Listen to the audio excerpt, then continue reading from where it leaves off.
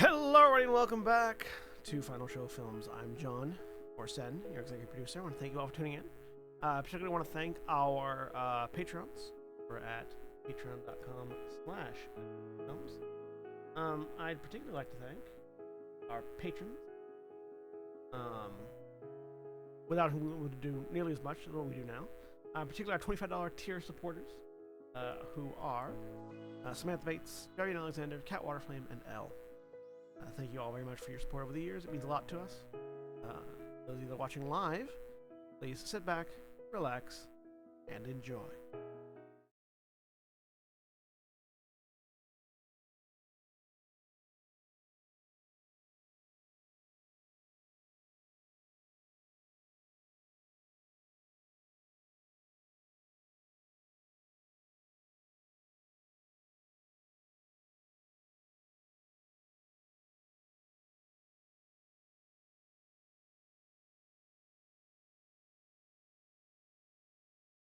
And we're live! Hello, everybody, and welcome back to Gran Terra Shadowfront. I'm Sin, your game master for the evening. I am joined this day by Nikki. Hi everyone, it's Nikki. I'll be playing Scuzz, your goblin rogue, and I'll fight the elderly. I'll do it. Both in and out of game. Yeah. And Mara. Hi, I'm Mara. I'm playing Archdruid Titania Valkorian of the Circle of Grim Harvest and Chosen of Dagoth. Ta-da! And Craig. I'll be playing Grumman Bellmender, a dwarven Way of the Drunken Master Monk, and newly minted Novitiate of Marduk. I took a level in Cleric because the level 20 monk stuff is stupid. I feel like the reason why you weren't there last week was because you were busy doing like the swearing in and everything. Oh yeah, he's gonna come back. He's like, so anyway, I had a hell of a night. Which swearing, for those of you that are unfamiliar with Marduk's, the swearing in, like becoming a priest bit is basically an all-night bar brawl. So Baller Blitz just plays in the background. exactly. So swearing in with extra swearing. Yeah. 12 hours straight. Same song on loop. Make sure you hydrate. It's all about stamina. Anyways, Can't also drink anymore. Holly. Hi, I'm Holly. I'm playing Vespia. She's a tiefling channeler. There you go. I never say it right. Okay. Very good. And I will absolutely help Nikki fight the elderly. And Shawnee. Hi, I'm Shawnee, and I'm playing Valdez Stonebeard, the Dwarven Samurai. And listen, if there's an elder that needs to have hands thrown, I am always there. This is what you've done, boomers. These are the millennials you have created. I'm a Gen Xer. I also have back pain. Same. Pain and bad knees, but you know what? At least I'm not fucking racist. And Jeremy. Hello, I'm Jeremy. I am playing Sin, Changeling Warlock / Rogue. And I will fight the elderly, especially if they're associated with new TSR. Because that's a whole thing. Trust me, check it on Twitter. Just not now, because you're in this. But, oh my fucking God.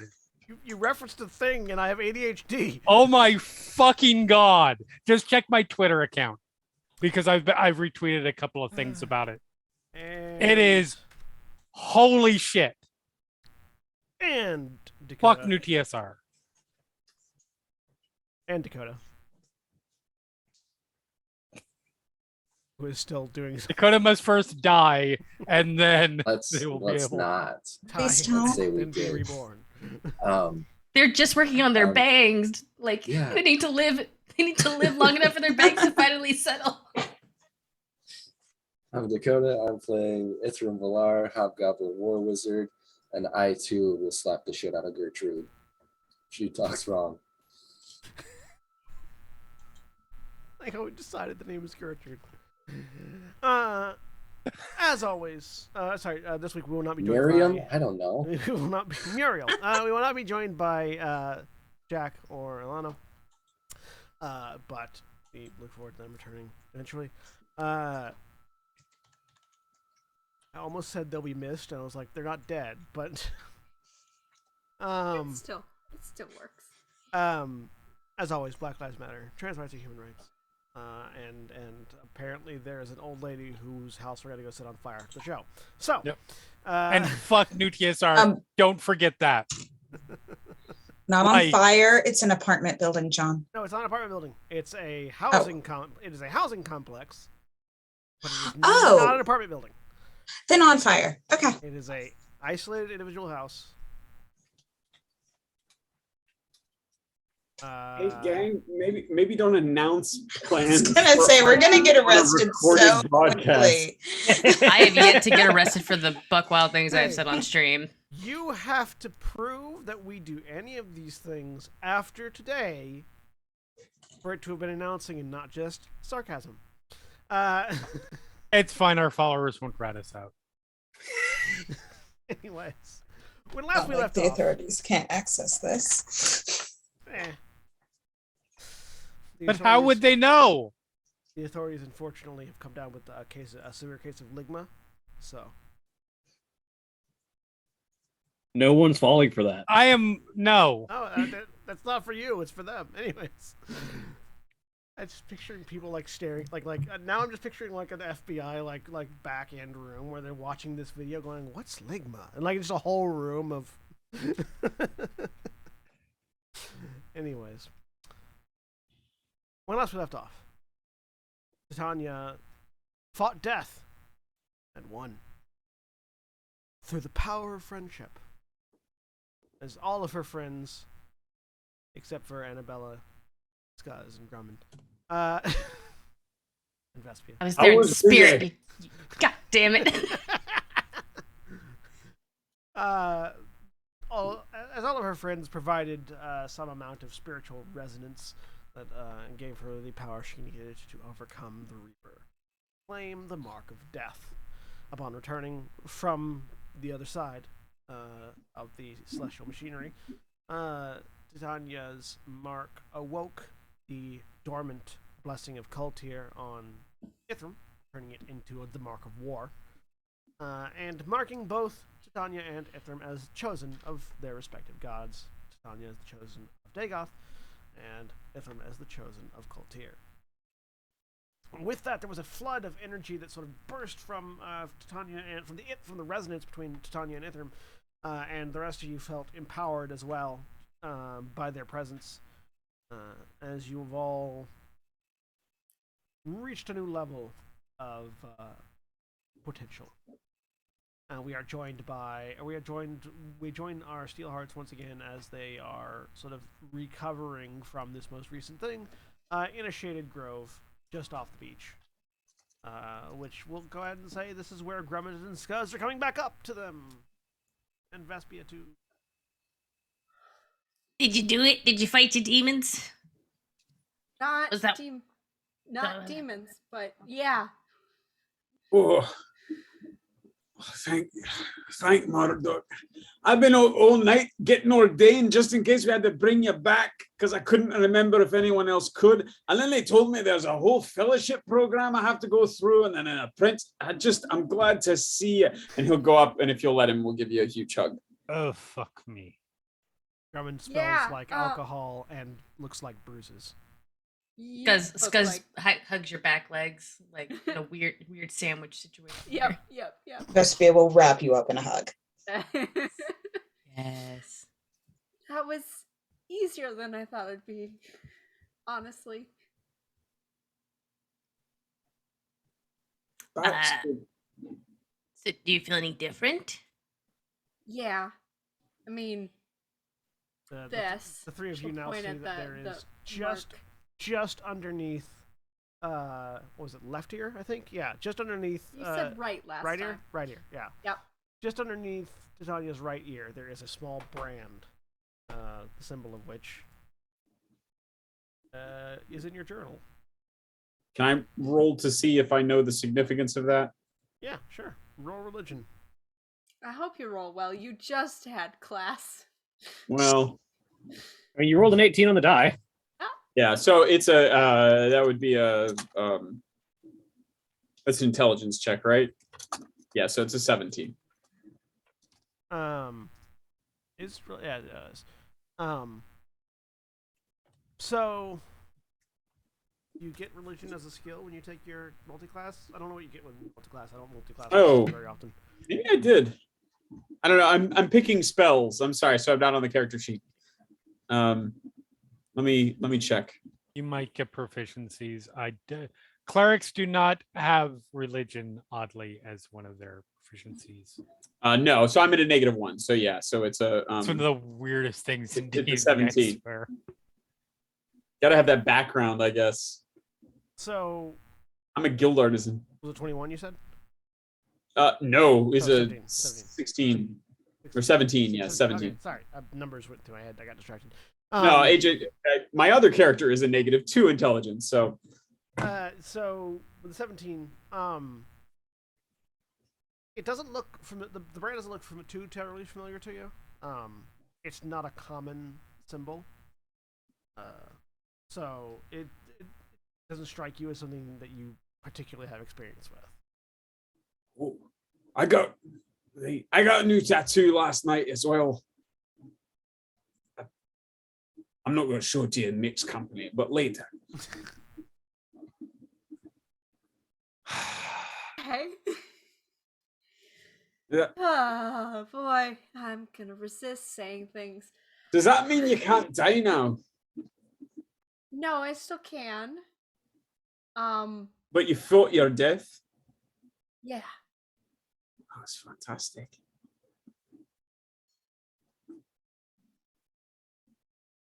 Congratulations. Is it Excuse more me, I was difficult getting for, choked up. is it more difficult for you to die now? Yeah, Nice. definitely. Good. Significantly more. Based Well, on the hit points alone. yep. I Mhm. don't want to do that again. But I'm ready. We should head out. You do all. Yeah, let's not do that again. Those of you that come up, you also notice that there's a visible because you opened up the collar. A new mark on Ithram's chest as well. Oh, everybody got tattooed. I want a tattoo. And it This one was surprise. also I've had a few of those. oddly Ithram's like abs are like fucking chiseled now. They weren't before. They were decent before, but now they're like Excuse me? zero. It's like 0% body fat abs now. Fitness is an important regimen for a well-balanced wizard. What does Ithram's mark look like? I just showed it in Roll20. It's on the Circle with a spear. Oh, I see. Stabby bits. It's hot. That's Nikki saying that. Scuzz would. Scuzz. Hot. Hot. Great. First for your smack Scots up the side of the head. What? For the record, we did It's not your all- man. You should be the one telling them that it's hot. For the record, we did not all get tattoos. However, and then just make one appear on my arm. Whoa, what's it Hey, look look, like? I am the chosen to fuck you. Is it just is it like a middle finger? Yep. 100%. Grumman goes like, "Oh, we got that same tattoo." He goes up for a high five. I hate you so much. Rob. Hey, the mine's on my arse, but come on, don't.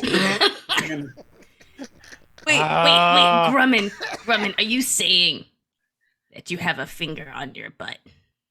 That's right. And all that implies, apparently. It was a little hazy last night. I just figured if we've ever got to moon the enemy, I give it a little something extra now. I can't give DM inspiration about the DM here.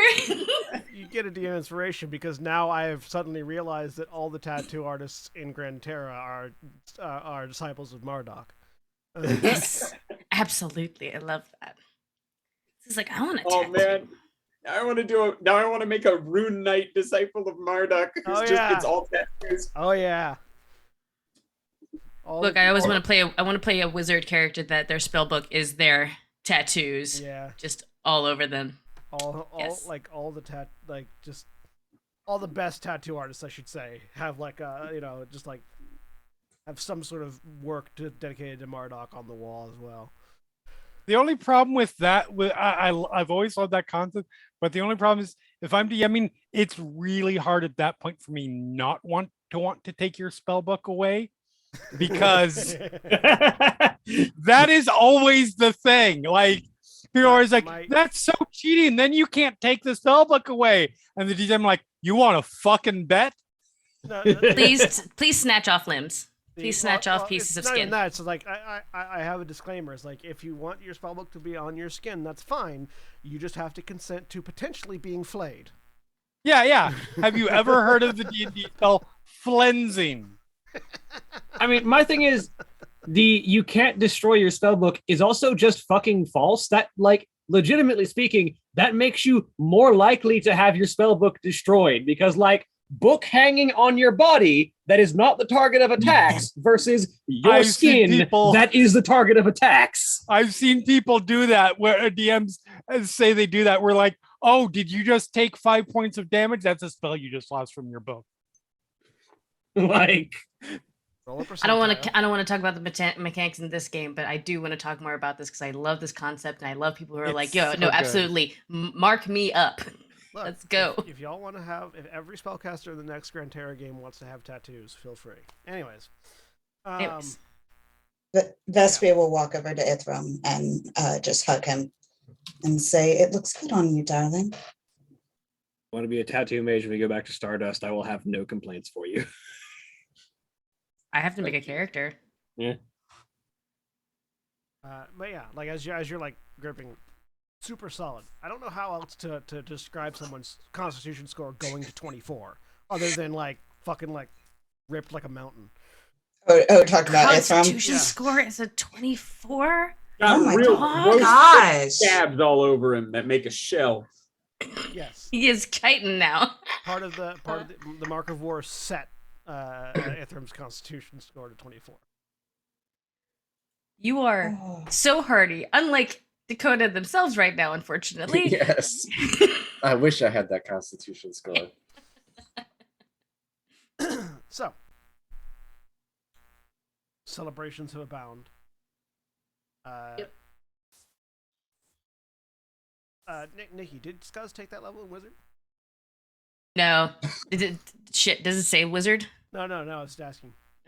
I wanted Scuzz to learn necromancy, but like everything that isn't a cleric, you have to level 2 or higher to get specialties. So nope.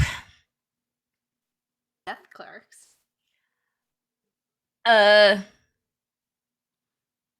It's too late now. Stop trying to expand your congregation. Death domain cleric.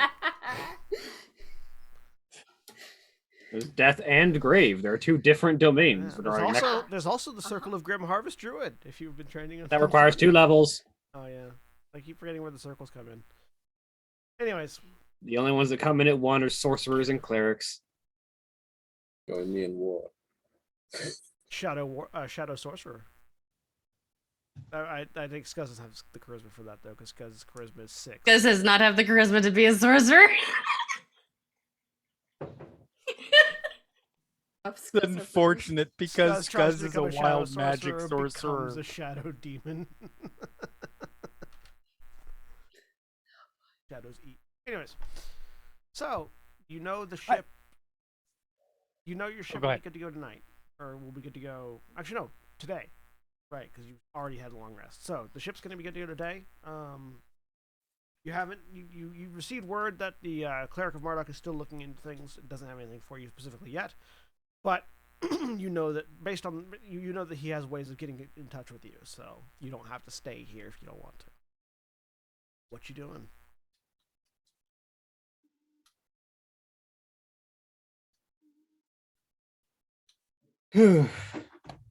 Should we get going then?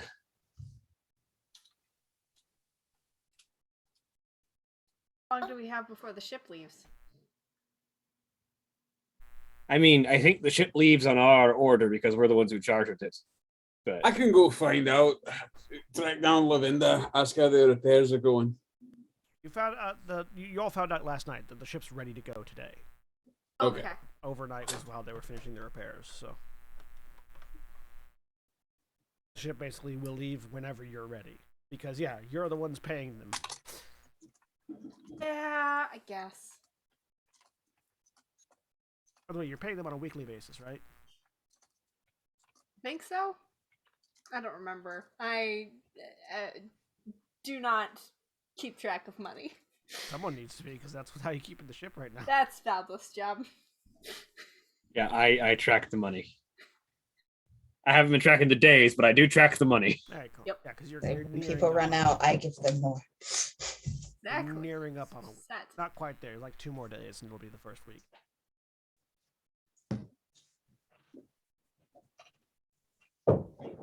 Yeah. Yeah, because it was like 3 days. I'm ready to go. It was 3 days to get here. Then you spent 8. That's day 4. So yeah, it's like you're on day 5 right now. First. 2 more days and then I pay them again. So y'all. By the way, thank you, William. Every time we're in a campaign, thank you for taking care of the money. Just want you to know that I appreciate that as a player because I am very bad at taking care of money. Wait, am I taking care of the money in Stardust? I don't know. I'm not. I'm the DM. I am pretty sure that Jack is taking care of my money in Stardust. I think we're all taking care of individual money, right? Mm-hmm. And no one's done the party fund. One's group trip. Yeah, because Kendall has no concept. We'll take care of the money. No. Mm-hmm. That she has no concept. Not that she's dumb. Anyways, We'll pull it all inside us like a big piggy bank. Ew. not a bad word. Because we still understand. It's good. As the game shifts mid-session. Mid-sentence. Anyways. All right, well, you get over it. Nah, so you all head back to the continual reconstruction. Yep. It's ready to go. They're the most. It has a few new patches. It strikes you as you see, like, this is definitely the ship you've seen the most obvious repairs on ever in your lives. Not that you all have seen a lot of ships, but it seems almost like Maria takes pride in how many patches they can fit on the hull of this ship. Psh, this ship can hold so many patches. But you climb aboard. Yep. The sail is sounded. The crew gets to work. You notice that they have a few more. God, what the fuck are they called? A few more chapters have been added to the crew to replace the ones that got destroyed by the dragon. Those that don't remember, the chapters are the small humanoid, like sort of gnome-sized constructs that are doing various things around the ship, in addition to the mechanical crabs. Bremen wanders off, going, Cookie, I became a priest while we were on ashore. And the ship takes off. So, Lavinda will sort of pull those of you that care to be involved in the charting making, along with the navigator, into the captain's quarters. All right, so we've got two different routes we could take to get to where your map was pointed to. She's assuming that you have all shown her the map that you were given. Yeah, Bellath will highlight the location again if need be. We could go westerly around the southern bend. Some of these, the island just across the way here. That way tends to be more well traveled. It's a major trade route, so we're going to see other ships along the way. Maybe pirates. Hopefully, it'll be pirates. She sort of adds on just like with a smile. We could also it'll probably be. I want to say slower just because of the traffic mostly. We could take the northern way as well. It take us back towards East Curva, circle around north, come around from the side. Less trafficked that way. People tend to hook around the bend and head towards Swiggle when they're in these parts. If they're not going to Avalon, in which case they're going south of here regardless. Less traffic. Don't really, I'm not super familiar with the various hazards in that particular area, just because again, less traffic. So, up to you, lot. Correct me if I'm wrong, but I feel like less traffic also means more likelihood of sea monsters that haven't learned to stay away from the lanes. Correct. Yes. I think a bit slower, but perhaps a bit less of a chance of running into a stray kraken might do well. Oh, but if we see a kraken, then I can turn into one. Well, then I guess it gives you a look. Why would you want to turn into a kraken? Not. That's a good point, actually. That'd be pretty great. Like, I mean, you just said that you don't want to run into a kraken, so like. I'm more concerned about the damage a kraken could do to this ship. That's true. But if Titania could see the kraken, then she could turn into it and fight it off before it does any damage to the ship. Typically, if you're talking about legendary monsters of the sea that are known for cracking ships in half with one tendril, hence the name. That way they're called that. Yeah, that's why they're called kraken da, because they crack. Also, mechanically, you could not turn into a kraken. They are CR23. Damn it! Bummer. But Give us really, like 3 more levels.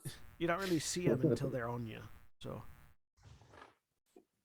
No, generally, they're a there's large sea dark enemy. spot underneath your ship for at least like 15 seconds. I get it.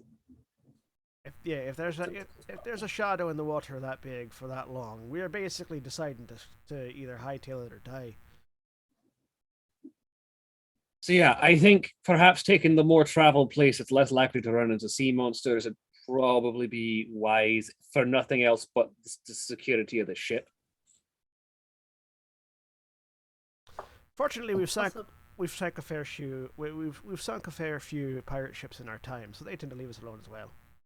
Aye, dealing with pirates is somewhat more feasible than dealing with a kraken. Somewhat. On the other hand, fighting sea monsters is makes it easier to keep our larders up.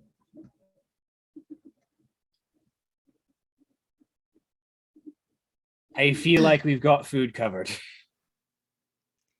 I could cook pirate, but Drummond. You could also always fish, da. Yeah, I'll go fishing for you. Why don't we do it together? Because I'm shite at fishing. What I was talking to Titania. Oh. What exactly does pirate taste like? I imagine it depends on the pirate, but probably salty. Bad booze. Well, it depends on the filling. Honestly, if you get one who's unless you get one that's got scurvy, it's almost like eating a ceviche. A lot of lime in there. I'm down. I will note that all notions of cannibalism shall remain theoretical. Sorry, Dion's a vegan, anyways. For the moment, sure. Ithram does not believe about that.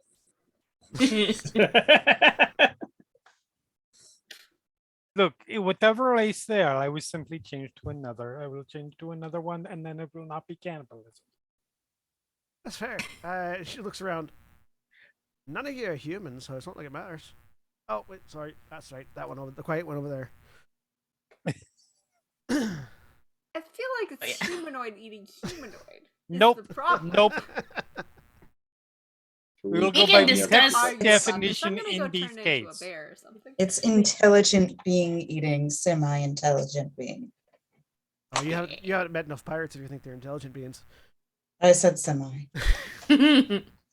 Anyways, sounds like we're following. I still feel like it's not healthy to eat another sentient being.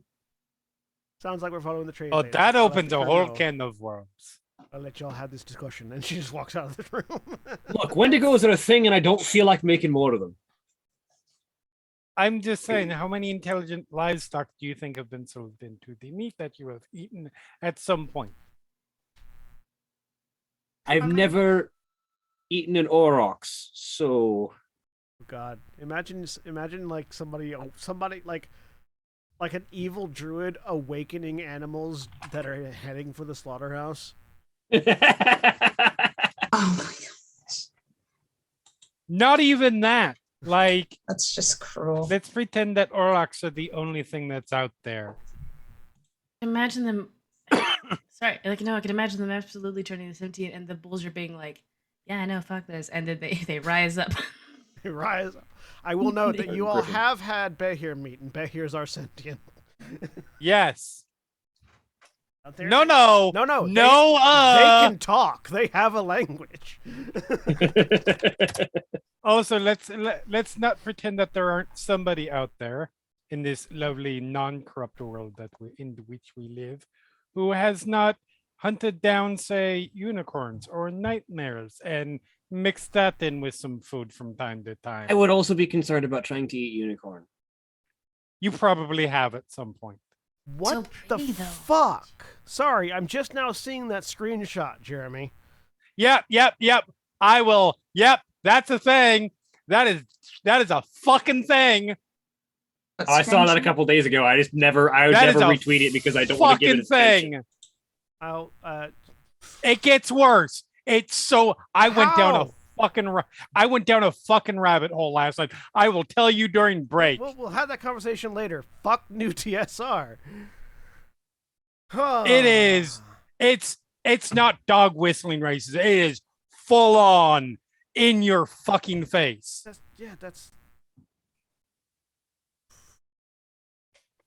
Yeah. Anyways. Fuck that shit. Yep. So. Anyway. Sorry. Hemingway. Here, you brought it up. Sorry, that's fair. I get distracted easily. ADHD. Yep. No, absolutely fair. Tweet it out. It's like in any event, we're taking the western path then. The ship's already hit. The cruise again. Lavinda left in the middle of that conversation about sentient beings, and the ship is turning.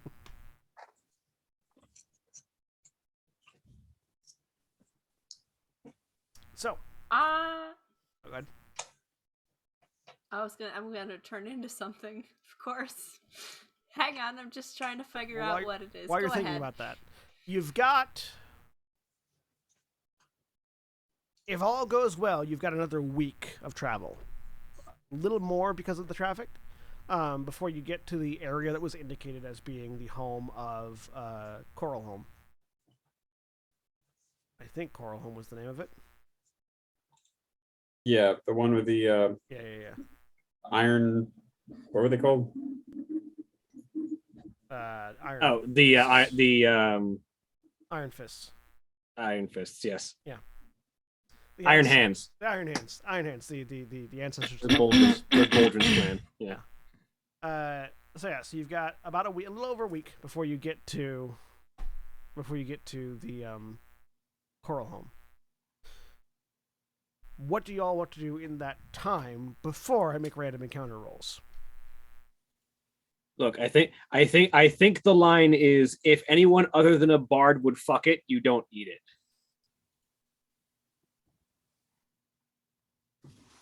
That is still a very Nikki's in the party. Like, gonna say, you saying Nikki's not a bard? I am absolutely a bard. Right now, Nikki is. Skuz is not. Yes. Fair.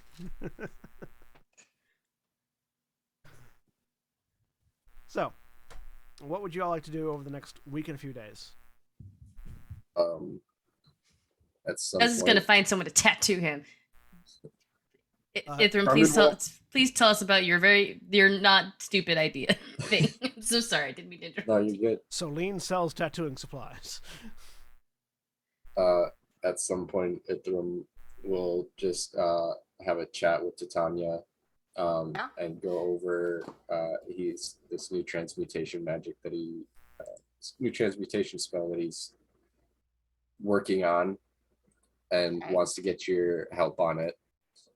Sure. it's and then he'll finish it over the course of a couple days, and then he'll offer to test it out on anybody that wants to try, as he just learned Mass Polymorph. Yes. No, Grumman's into it. Gimme. Oddly enough, I will say no.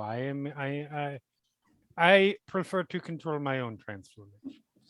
SP is up for it. That's very fair. All right.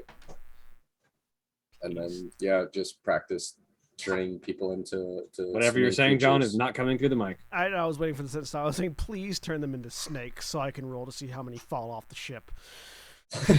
Do it. How would they fall off? Why would turn they fall everybody off the into ship? turtles, and then later shoot them off the ship.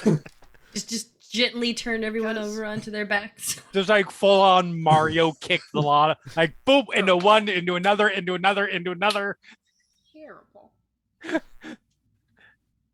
Blue Shell goes for number 1. The more you hit, the more the points double. Let's see. We'll just start out with Hunter Sharks at first. So you're playing with the polymorph shell. Anything before we get too in the weeds? Anything else that anyone else is doing over the course of the week? This guy's asking Grumman to tattoo him. What kind of tattoo do you want? I don't want a finger on my butt. All right. No, exactly the best call. I don't got a lot of butt for a finger to be on anyway. I think I would just want like a ooh, can you do one of these? And he like shows you one of his little one of his soul tokens. I think he has one left. Yeah, he has one left. He gets one every long rest. Okay. And he's like, I want something that looks like this. I guess like he looks at his hands for a second. He's like, no, I already lost those. Can you put it on my arm? Right, absolutely. Right here. I'll indicate. Like, are we talking forearm or upper arm? Let's make it upper arm. Make it a little bicep. Give me a performance check with your dexterity. You got it. So this will be 5 higher than I'm rolling. Or I'll just roll an acrobatics check, because that's actually the right stat. 22. 22? Eh? Yeah, it's decent. Pretty Amazing. decent tattoo, yeah. Yeah, not a great roll, but I fortunately have a lot of dex, so. It's, I mean, the only materials you got right now is basically it's a stick and poke tattoo, so it's, it hurts a lot, Scuzz, but it's fairly quickly and fairly accurate, so it doesn't hurt I have for tater long. schools. I can put together something decent. I imagine Scuzz is like, oh my god, it really hurts. And then like 5 minutes later, he's just like, so have you ever thought about just begins rambling. You know, when people who get a tattoo, like they're like, it really hurts, and then suddenly to not focus on the pain, their brain just begins word vomiting their train of thought. That's me. That's me when I get a tattoo. That was me when I was in my car accident and I just couldn't stop talking. Just like, yeah, I just gotta focus not on this. Anyone else? I want to go fishing as a pelican and a shark and a whale and just cycling through all of the creatures. Okay. Titania, I heard you say pelican instead of pelican, and I was like, pelican. What kind of multi-class is that? That's because I have an accent. See. You go fishing on a palanquin, which is to say you have your servants do it for you. Exactly. Okay. Going once. Finn is mostly staying quite largely away from everybody at the moment. Okay. Keeping to themselves. Yeah, he's actually going to unattune from a few items in the Mage King's regalia. he's going to Oh right, we talked have about a- this. yeah, he's gonna have a conversation with Valdeth and give her the helmet. And then he's gonna have a conversation with Gent and give him the greaves. And he's gonna keep the gorget, gauntlets, and robes for himself, along with the mage blade. All right, I will divvy those up during the break. Is there anything else that anyone else is doing over the course of the week? Okay. Vespia. Valdeth. Valdeth is mostly just focusing on the trip ahead. All right. So, I'll be rolling on the random encounter table over the break, and we'll see what I get when we get back. Those of you that are watching live, remember when we take our break, you take your break. So stand up, stretch your legs, move around, do whatever you need to do. And please stay tuned for these first messages, and we'll be back in just a few minutes.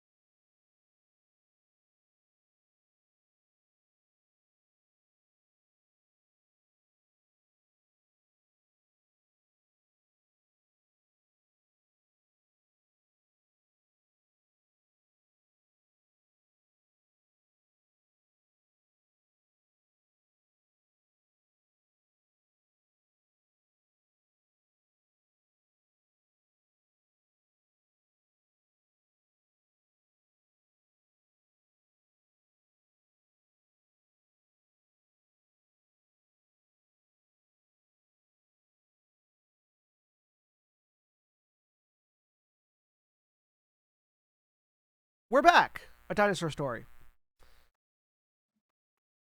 So, magical items have been divvied out. You've spent some amount of days. Mara is currently a T-Rex, a silent T-Rex. Yes, you got it. Okay, sweet. I feel vindicated. There's only so many animals that the tiny arms can be. I mean, you turned into a T-Rex on the boat. No, I do not. I resist. To say the addition of several tonnage to the boat's capacity may be a concern. Don't worry, I'll even it out. Fish. You dive around. Several of you get turned into sharks at one point and flop off the side of the ship, only to get recovered later. It's a grand old time. And as you round the southern end of what you're being informed is oh fuck, what's the name of that island? What's the name of that landmass?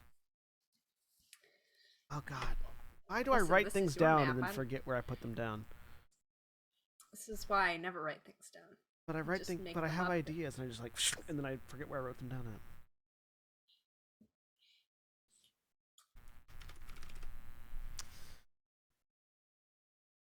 Blah.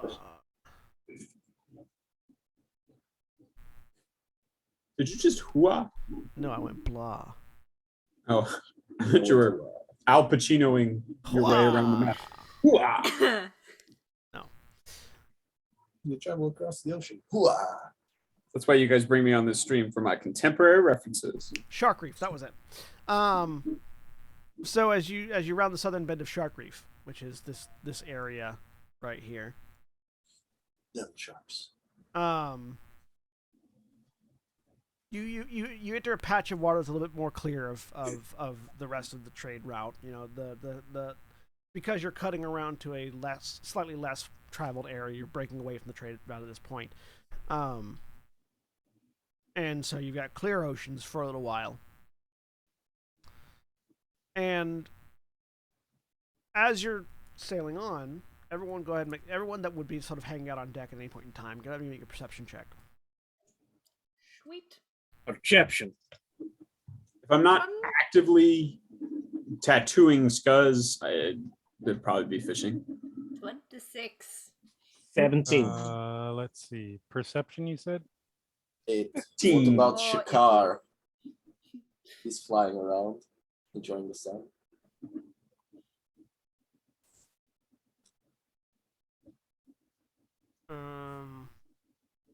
I seem to have forgotten where the rail is and kept walking. No, you're just not absolutely not paying attention. Were you rolling for Shakar as well with him? Check his stats. I think I got them saved.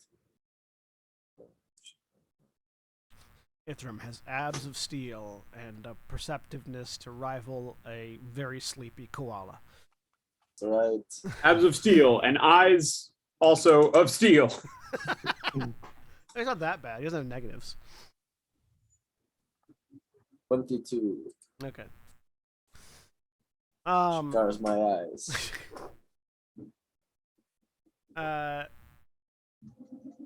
Fortunately, this isn't an eye thing. You all, except for Ithram and Sin, notice a peculiar smell.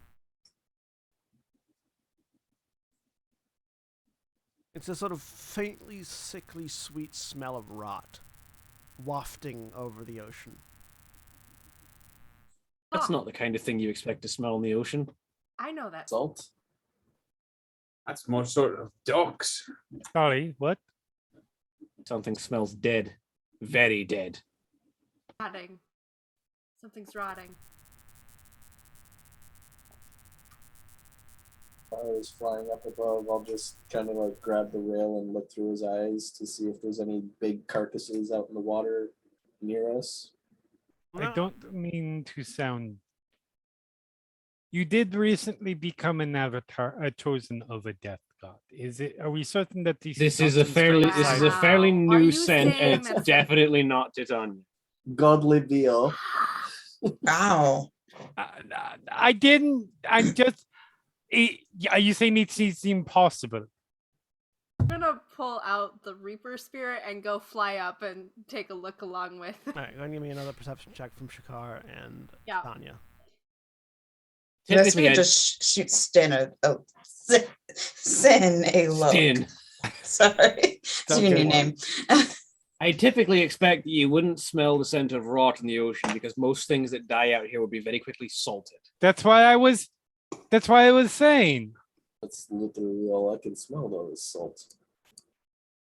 Titania and Ithram, you're both looking around, or Shakar is, but you're both looking around. You don't see anything immediately. Make a nature check, Tanya.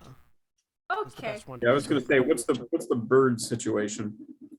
High in the sky, away from any danger. You don't see anything immediately that strikes you as like it would be the source of the smell. But then Titania, as I'm looking again, there's a small island. And you sort of look at it again. And you realize it's not an island; it's a shell. Oh. It's a massive turtle shell of some kind. Well, About a few, not easily seen from the boat because of the distance, but not too far away from the ship. Okay. I want to get kind of closer, not super close, but see. Oh yeah, you can just infinitely fly now, can't you? Yes, I can. You're arch druid. Uh-huh. Have So unlimited powerful. wild shapes. Yeah, can I tell what killed it? So you get closer. Make a medicine check as you get closer. I'm so good at medicine. 24. 24. So as you get closer, you identify this as an adamantoise. Well, the shell of an adamantoise. These are massive mountain-sized turtles that are fairly rare. They tend to sleep for thousands and thousands of years. They are often encountered one. They are often mistaken for mountains. Is that the one from? You didn't. Yeah, we encountered adamantoise underground. Yeah, I really wanted to talk. It would be better if they were small and humble, so we didn't confuse them with mountains. It was buried. Yeah, it was buried. Sort of like the Underdark sort of built around its head, and it was occasionally fed by the denizens. It doesn't look like that one. Well, I mean, you think it doesn't look like that one because its head is missing. And so we can't recognize its face? No. The smell looks like it's coming from inside the shell because it looks like it has been basically devoured from outside, from the shell by something. Ugh. Like something has, saw a snack and stuck its head in there and ate. And the snack, in this case, being a mountain-sized turtle. Yep. Well, it's a giant shell. What's the shell? Is this shell something we could maybe make stuff out of, or? I mean, it's literally made of adamantine, isn't it? Yeah, it's made of adamantine, or at least covered in it. Okay. And from what I can see, it doesn't look like there's anything currently snacking on it, or if it is, it's like little small things that. Yeah, like small scavenger animals have started eating bits and pieces of it at this point. Okay. There's some amount of body left, but it mostly is just a hollow. It's like sort of a 1/3 of the actual adamantoise itself is left, basically. Okay, I'll wheel back to the rest of the group and the giant adamantoise. There we go. There's the word. It's a big turtle.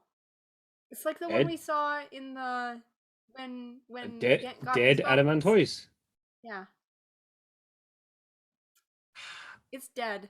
Something ate its head. And the rest of its insides. Can I make a quick history check? Do adamantoises make it out to the ocean generally, or are they more land dwelling? Make a history check or nature check, whichever's better. Meanwhile, Valdez will turn to Lavenda. 28. Do you happen to know of any large sea predators that would be dangerous enough to eat an adamantoise? So with a 28, Adamantoids are typically land-based. They are they are amphibious. Okay. They can survive basically any environment. So it's not impossible for one to have been out to the water, but most adamantoids on record have been on land. None that you recall have ever been found at sea. Okay. Possibly it's because they move so slow that you don't really notice the island that is shifting occasionally, or because Moving at the speed of plate tectonics. right, yeah. As far as the question that Valdeth poses to Lavenda, I mean, I can think of a few things, but none that should be in this area. I don't like the sound of that. Is that what a spell is? Apparently, Titania found the corpse of an adamantoise that's been eaten. It's rotting. That seems very, very bad. I mean, yeah, that's definitely a bad smell and everything, but that's sort of valuable if you want to make a detour. Do so cautiously if you're going to do so, because whatever ate it might still be around. I mean, I didn't see anything. You also aren't the size of a mountain. No, there's scavengers. It's just scavengers. Aye, but boat significantly bigger than one Eladrin. True. Oh, sure, flying, not in the water. Can this thing hover in one place? No. And then I don't think flying's going to do as much, is it? No, we don't have a hover mode. Unfortunately, it's either go or no.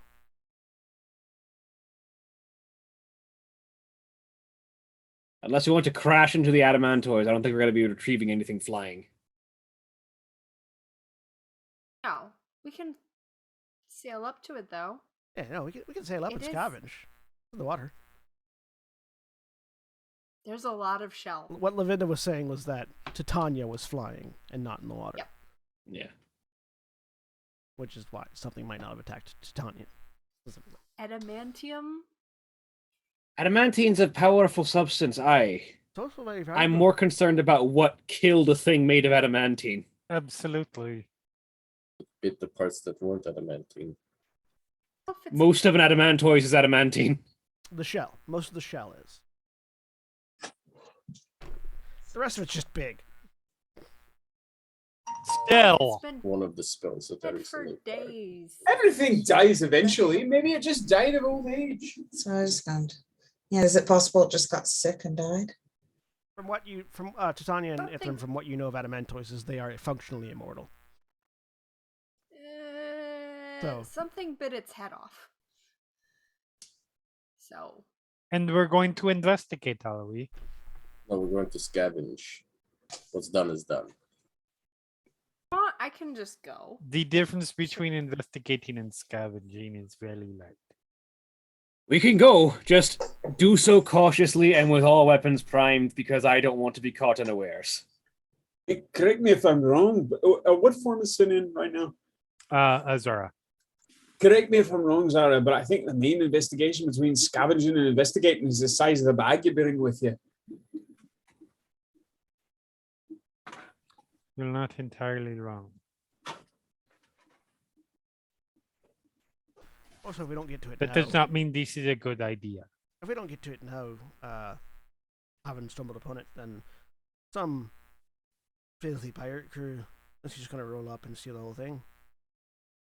And get eaten doing so? If there's something there to eat them. There. If you want to take a look, we can take a look. Just keep the weapons ready. What's adventure without a little bit of risk? Avinda says as she kicks the wheel off to the side and the ship changes course. Zara walks over to Valentin as far as he says, "You say I said, and then I get to say I told you so." Wait, that didn't work. Anyways, I told you so. That works. Yes. So after not too Like long, it's July 2022. My brain don't work. after not too long, the rest of you can now see, and those of you that couldn't smell earlier can definitely smell now, the mountainous shell of this dead Adamantoise coming into view. It's massive, like just the shell itself. Right back. The shell reminds you of looking at Taram from a distance, but you're much closer. It's one of those things where it's like, you keep underestimating how far away it is because of the size. I have to do this because Jack's not here, but I will also do it anyway. What if it was a giant armadillo, though? Just think about that. Just consider it. Don't understand the. Don't believe armadillos are such predatory creatures, though. Like Taram, has never had an issue. It's because the armadillo is asleep underneath it. This is a giant armadillo underneath Taram, sleeping. Are you eating your own mushrooms again? No. Haven't had them in ages. I mean, I'm just making sure that hasn't become an issue again suddenly for some reason. No, this is an idea. Gaining new powers. I'm back. This is a theory that they've had since we began traveling. So what are we talking about? The giant armadillo. Oh yes, the armadillo. Listen. I still say if the armadillo was down there, then Taram would be walking right now. Wait. There's chaos God. happening in my house. What if Ternalian gets the armadillo? That's what I mean. If the armadillo was there, Ternalian would have it by now. Maybe he's mind controlling it. Listen, okay. I have a new plan of attack that is secondary, of course, to the massive and very deeply detailed preparations we are already doing. But if we run into the armadillo, I want to talk to it and try and convince it over to our side.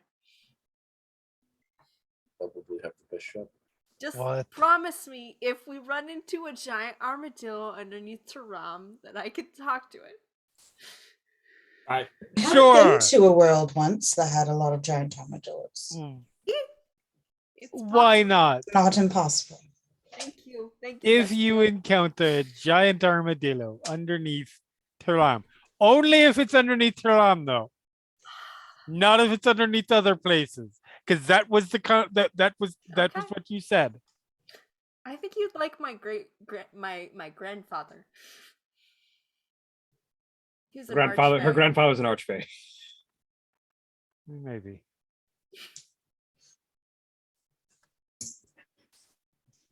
Aladir doesn't work out. Just consider it. Oh, it's not going to. In the end, we've had this discussion. Like if you need support with that. We'll see.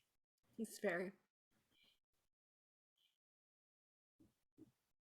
been perfectly behaved since getting kicked out of the Feywild.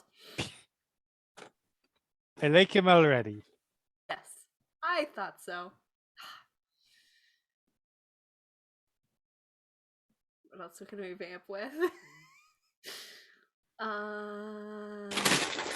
Well, I'm looking forward to actually being able to make things out of this adamantine. I'm not looking forward to whatever we're going to have to fight once we get there. It's just scavenge. It's like, there's a bunch of vultures, seagulls. When was the last time we ever got anything useful without having to fight something over it? That just means we're due. Literally never. Darling, it is never just scavenging. That never, ever happens. Nothing is gained without struggle and probably death.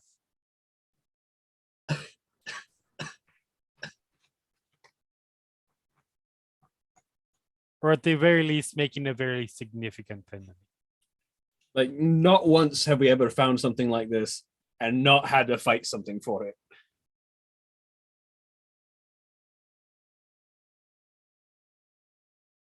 That did No, not not come even when across. I was. That did Not come even across. before I met you. No, not for me. Always turns into some disgusting fight. Something to get a few handful of half ingots. I mean, we're still doing it. We're just complaining along the way. That is the price you pay. I'm just resigned to the fact that we're going to fight something massive and dangerous over it. Probably that Kraken I was talking about. Have like sucker marks on it. I don't think it's a kraken. Still do really want to see a kraken someday. Well, then while that's the case, while we're sailing over, well, I'll let John know, but I'll be ritually casting water breathing on all of us just in the off chance. Excellent. That's a good idea because I suddenly realized that I have not swapped over my spells for useful ones again. That would be a good idea. Yeah. It's been a whole week. Just reset to whatever. Yeah. Uh-huh. This is the downside of druiding, is all of this. Here we go.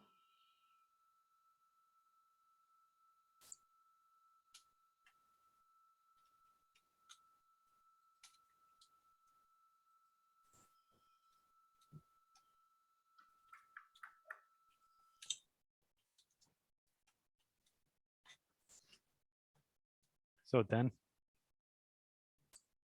I don't know. I got nothing. I'm just. This is a very interesting conversation. As I say, as we vamp for the duration until John Our gets back. vamping has run out. That's fine. Hold on. I was looking at something. I'm back. So okay, good. No, Nikki's here. We're fine. Save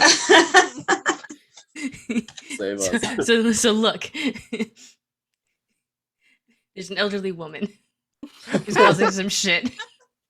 And it's taking a lot for me to not do some digging and put her on blast for Twitter to just like decimate her. I know you guys wouldn't do anything. I know you wouldn't.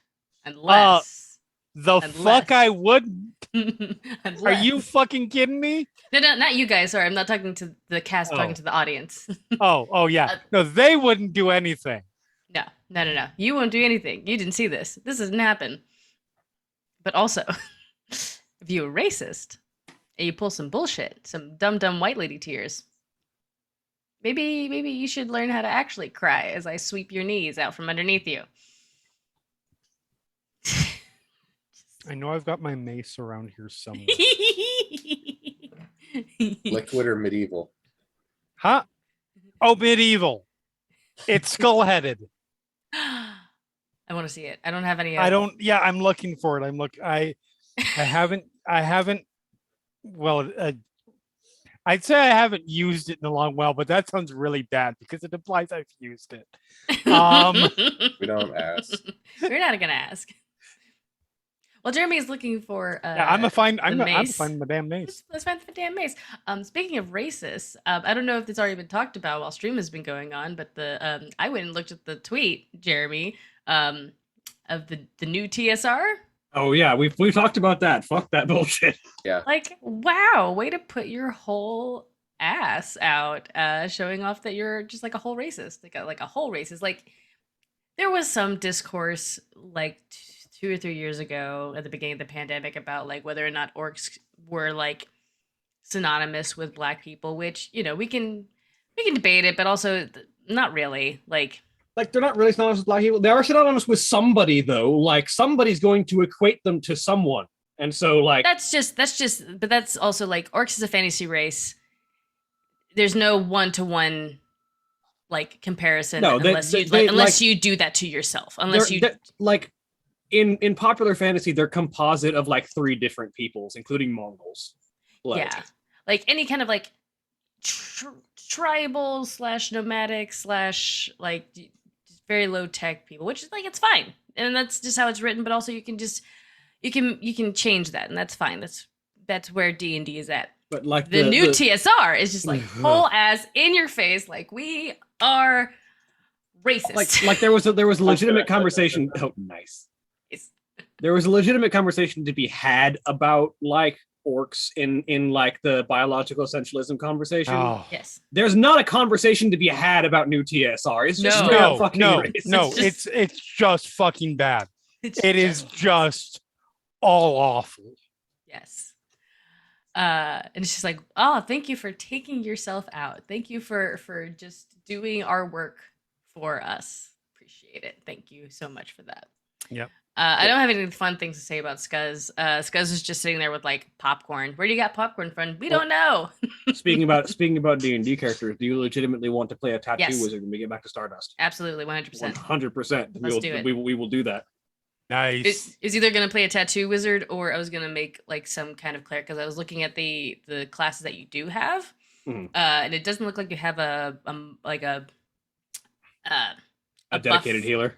A dedicated healer or a buffer character. There's like you got a paladin, you've got. We don't have a paladin anymore, but no. I believe Never mind. I believe Cody's replacing it with a druid who is more of a healer. Okay. If you're doing, I'm gonna be a Pokemon trainer. I was actually thinking of either doing a bard or the tattoo wizard. So if you do tattoo wizard, there is, and I think it will work amazingly with that concept. In the Tal'Dorei Reborn book, there is a blood wizard. I did think I have read some. Who harnesses the power of their blood. Yep. For magic. Yep. And if I did play a blood wizard that had their spell work tattooed on them as their spell book, I would 100% absolutely want the as the campaign is going on, her having to like deal with like losing a limb or like losing parts of her skin and just being like, piss. Now I gotta go rewrite the book. I gotta go fix that. Like, absolutely. Like, I imagine there's parts of her skin that you can see old scars and like rewritten spell work. Like she has to do like a whole 24 to 48 hours of like reworking the tattoos back over the scars. It's just like it's a whole thing, and I want that. Like, oh yeah, I love that look of just a very, very battle scarred, very tuft skinned wizard.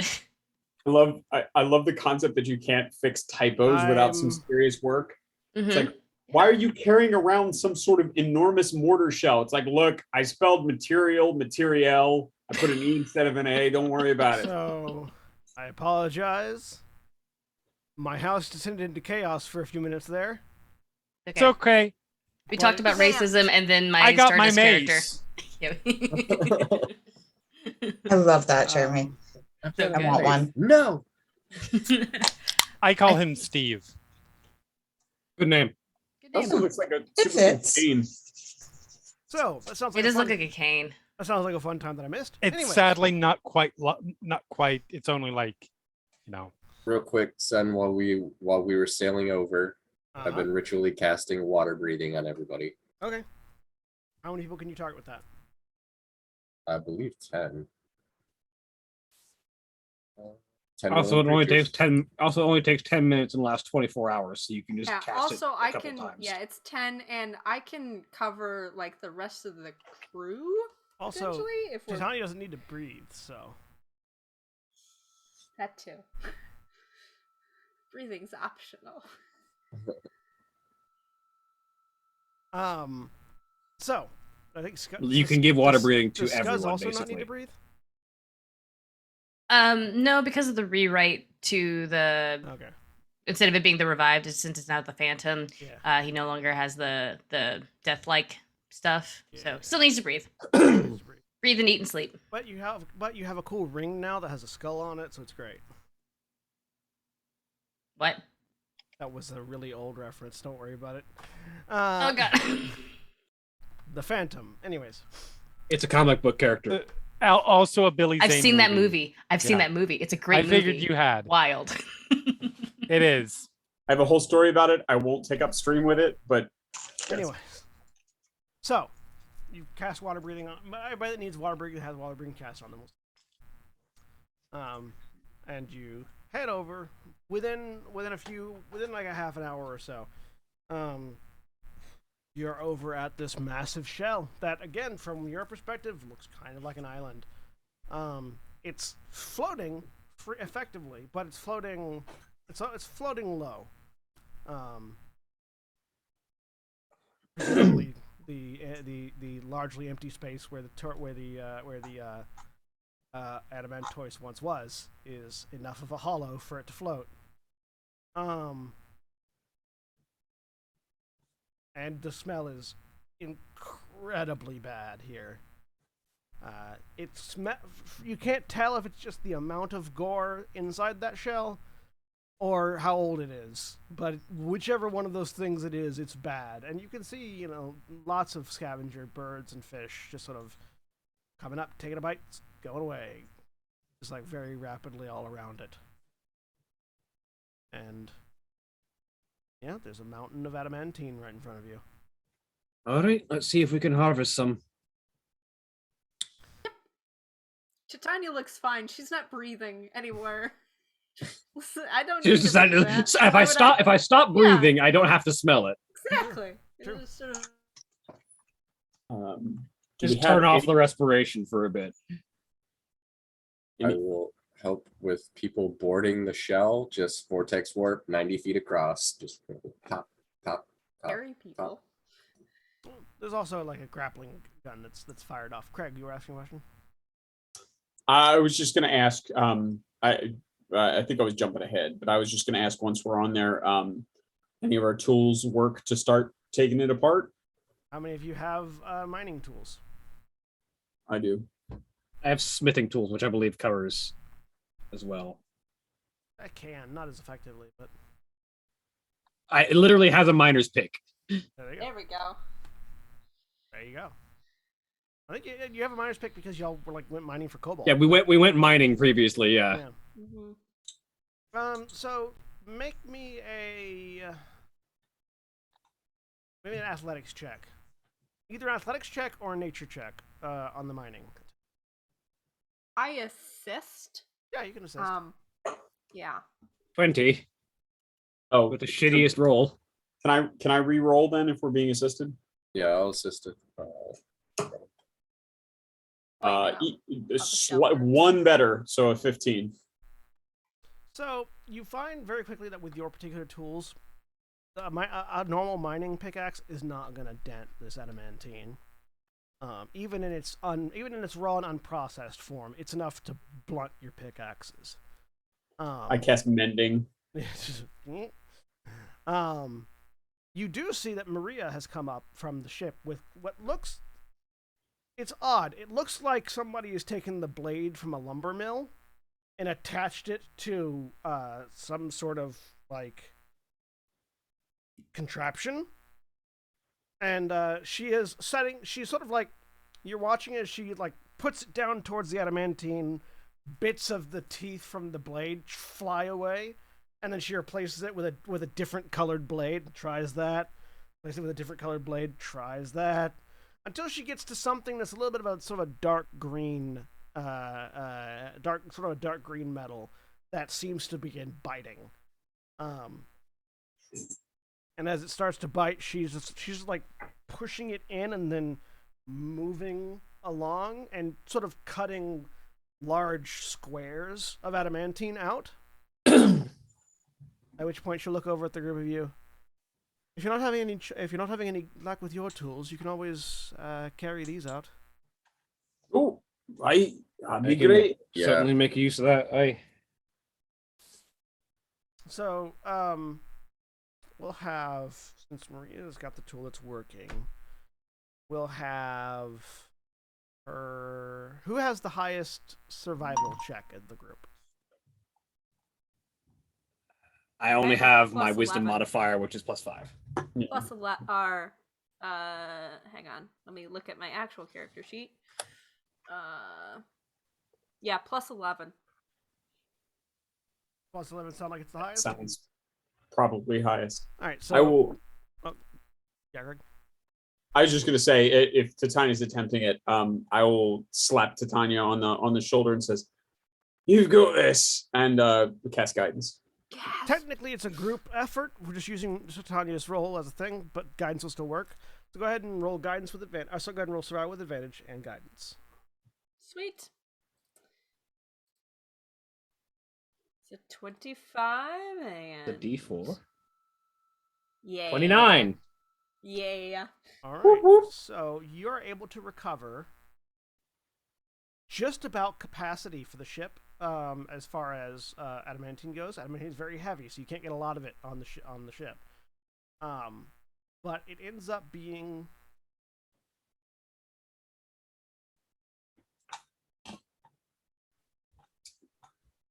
look at something real quick.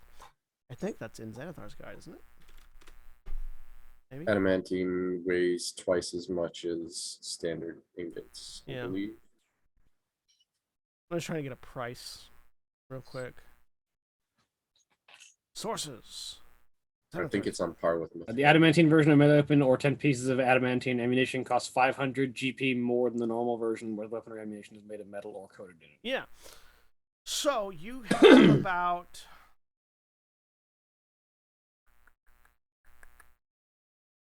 it's not a lot relative to the amount that's there, but you get about 50,000 gold worth of adamantine. Yay! I have 5 gold. Good job.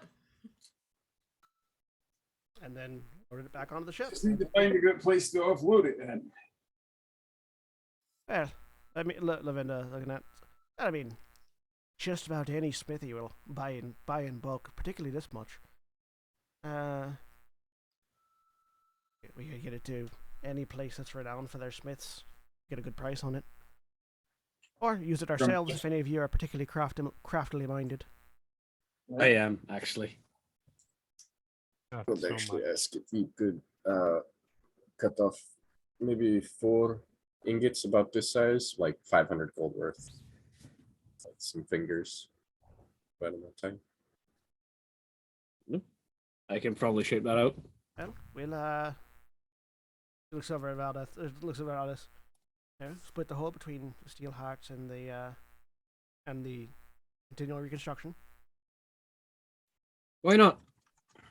25 each. Sounds about good. Office out of hand. Shake hands. Hands on it.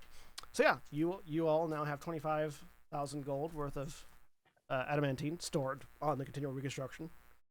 They get to work separating it out, so there's no stealing or any misunderstandings applicable. And yeah, you can use however much of that you want. So if you want to break off some of it for Itham, go ahead. I'll break off about 500 gold worth of adamantine for Ithram. The pieces have to be worth 500 gold. Okay, so 4 pieces. If that's that's 2,000. Right. 2,000 gold worth. 2,000 gold worth of adamantine.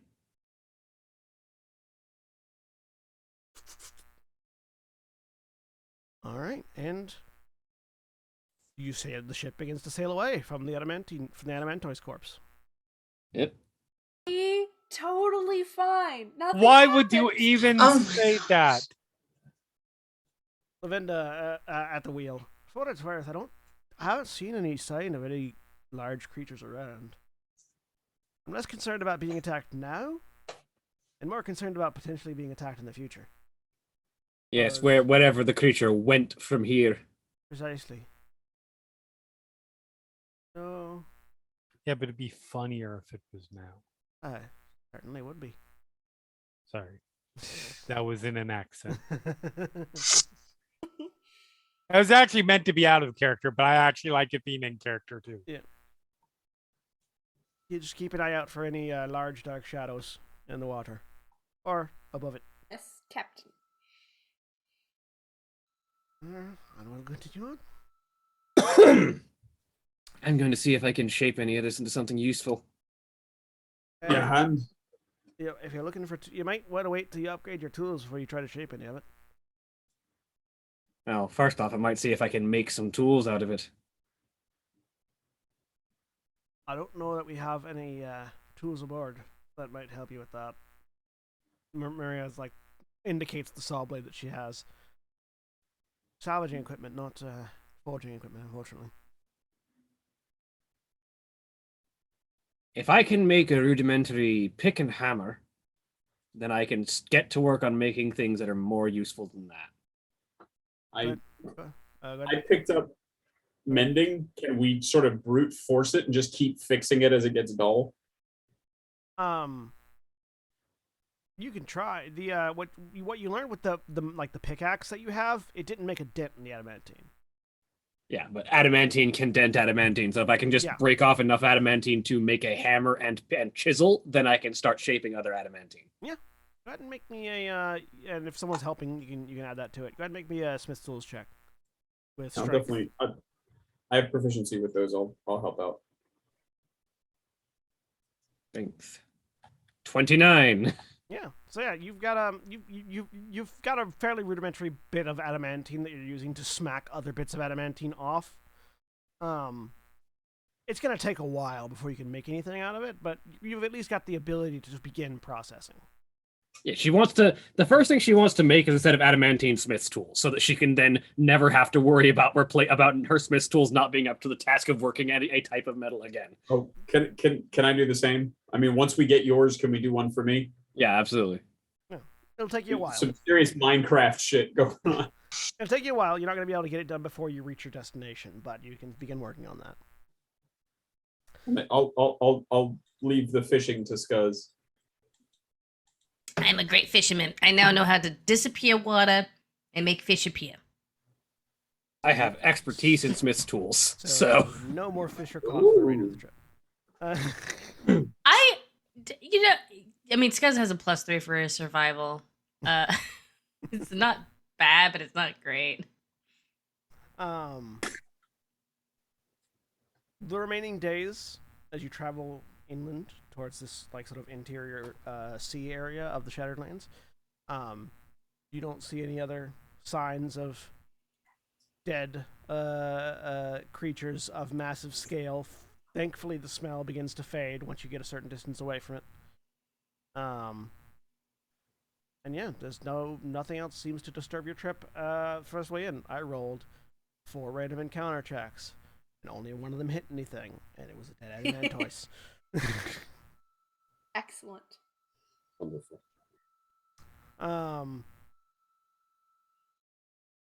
But go ahead and deduct one more week's pay from your contract gold. How much was it? It was, per week? Was it 70 gold per week? It was. I've forgotten. Hang on. I think it was like around 70 gold a week. I think. I remember what I got the price off of. So it was like 2 or 3 gold per person for 7 days. Or it was like 2 gold a day per person. Yeah. Paid on the week.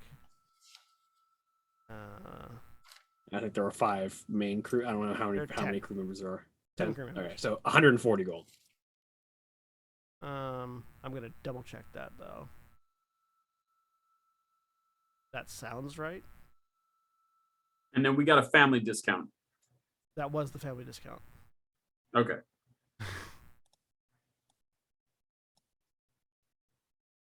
Why can't the discount retail?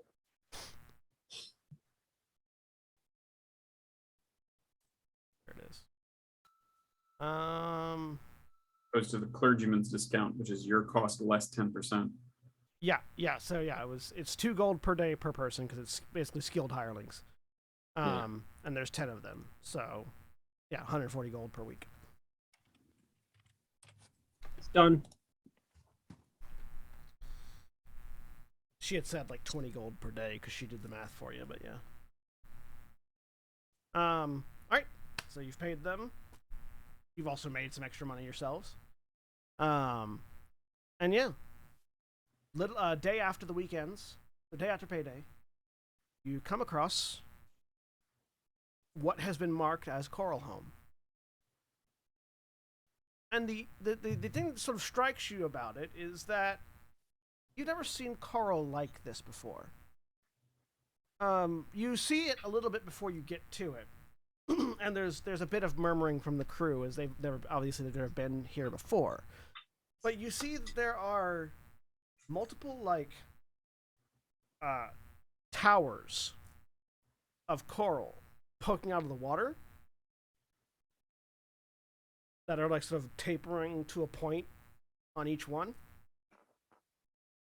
as well as some amount of visible coral along just outside. There's a very evident reef of this multicolored coral, sort of lining the shelf just beyond the beach.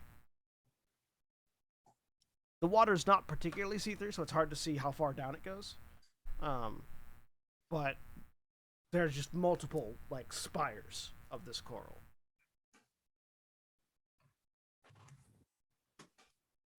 Whatever you just said did not come through, Mara. Cool. Did that come through? Cool came through. I assume you said cool. Yes. Cool.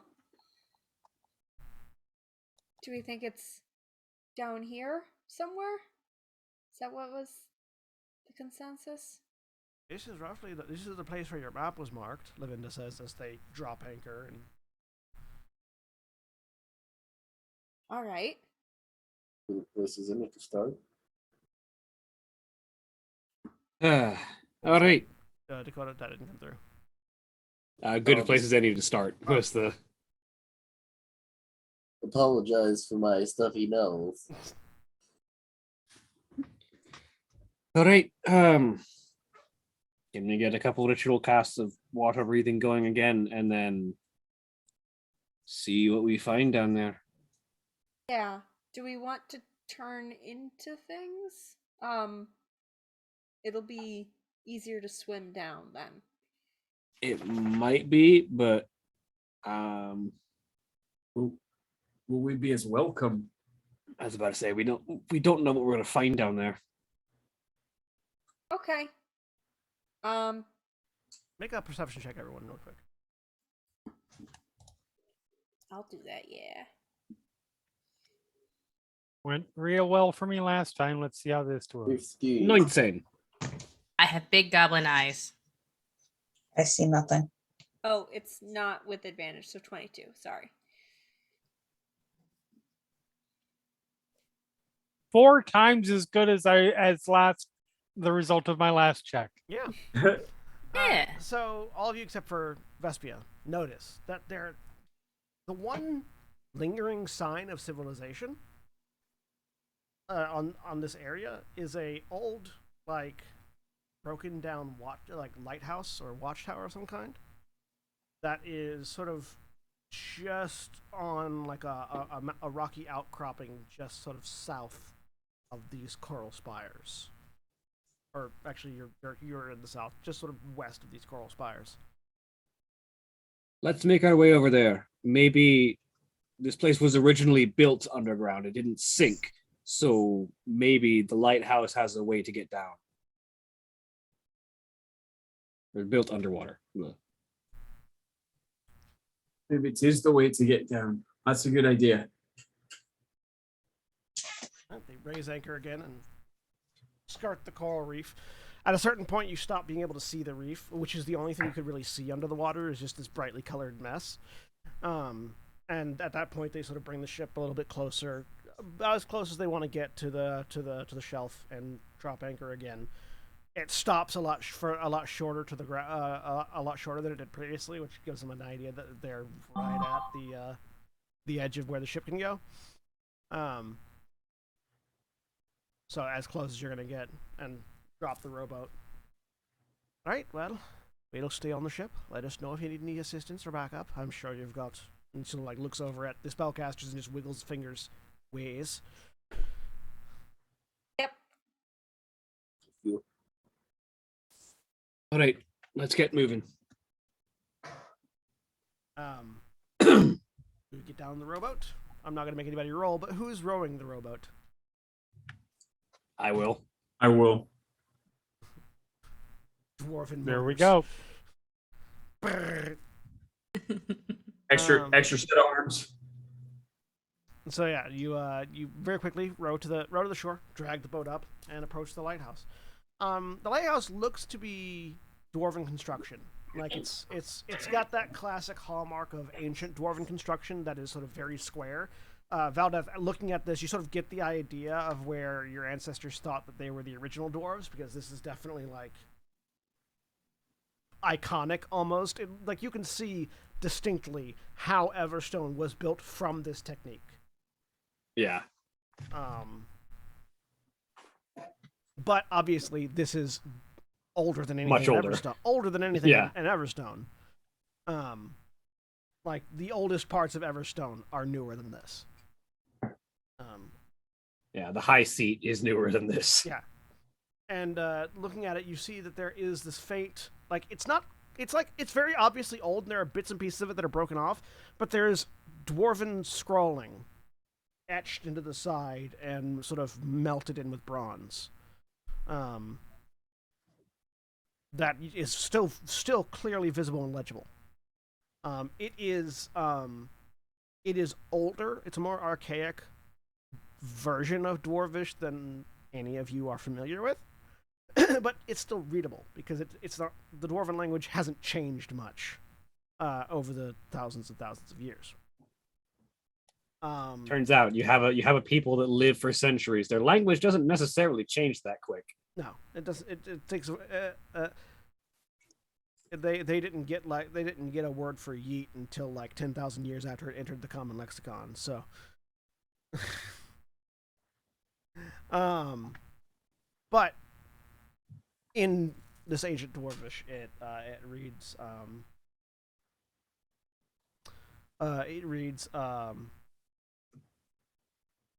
here lies Coral Home, testament to the skill of the builders. And the word the builders can also be read as the Iron Hands.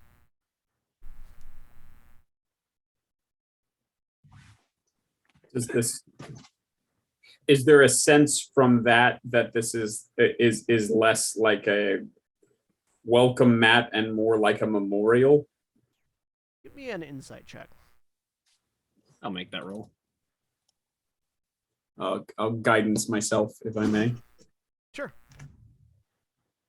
As long as you touch yourself, you can guidance.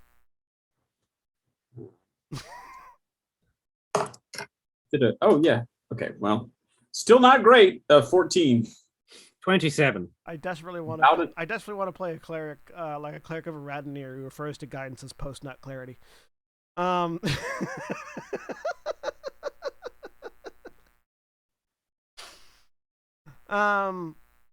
Gross. With a 27, We don't kink shame here. 27 and a 14.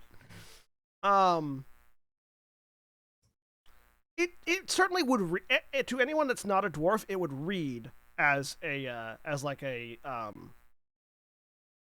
obituary.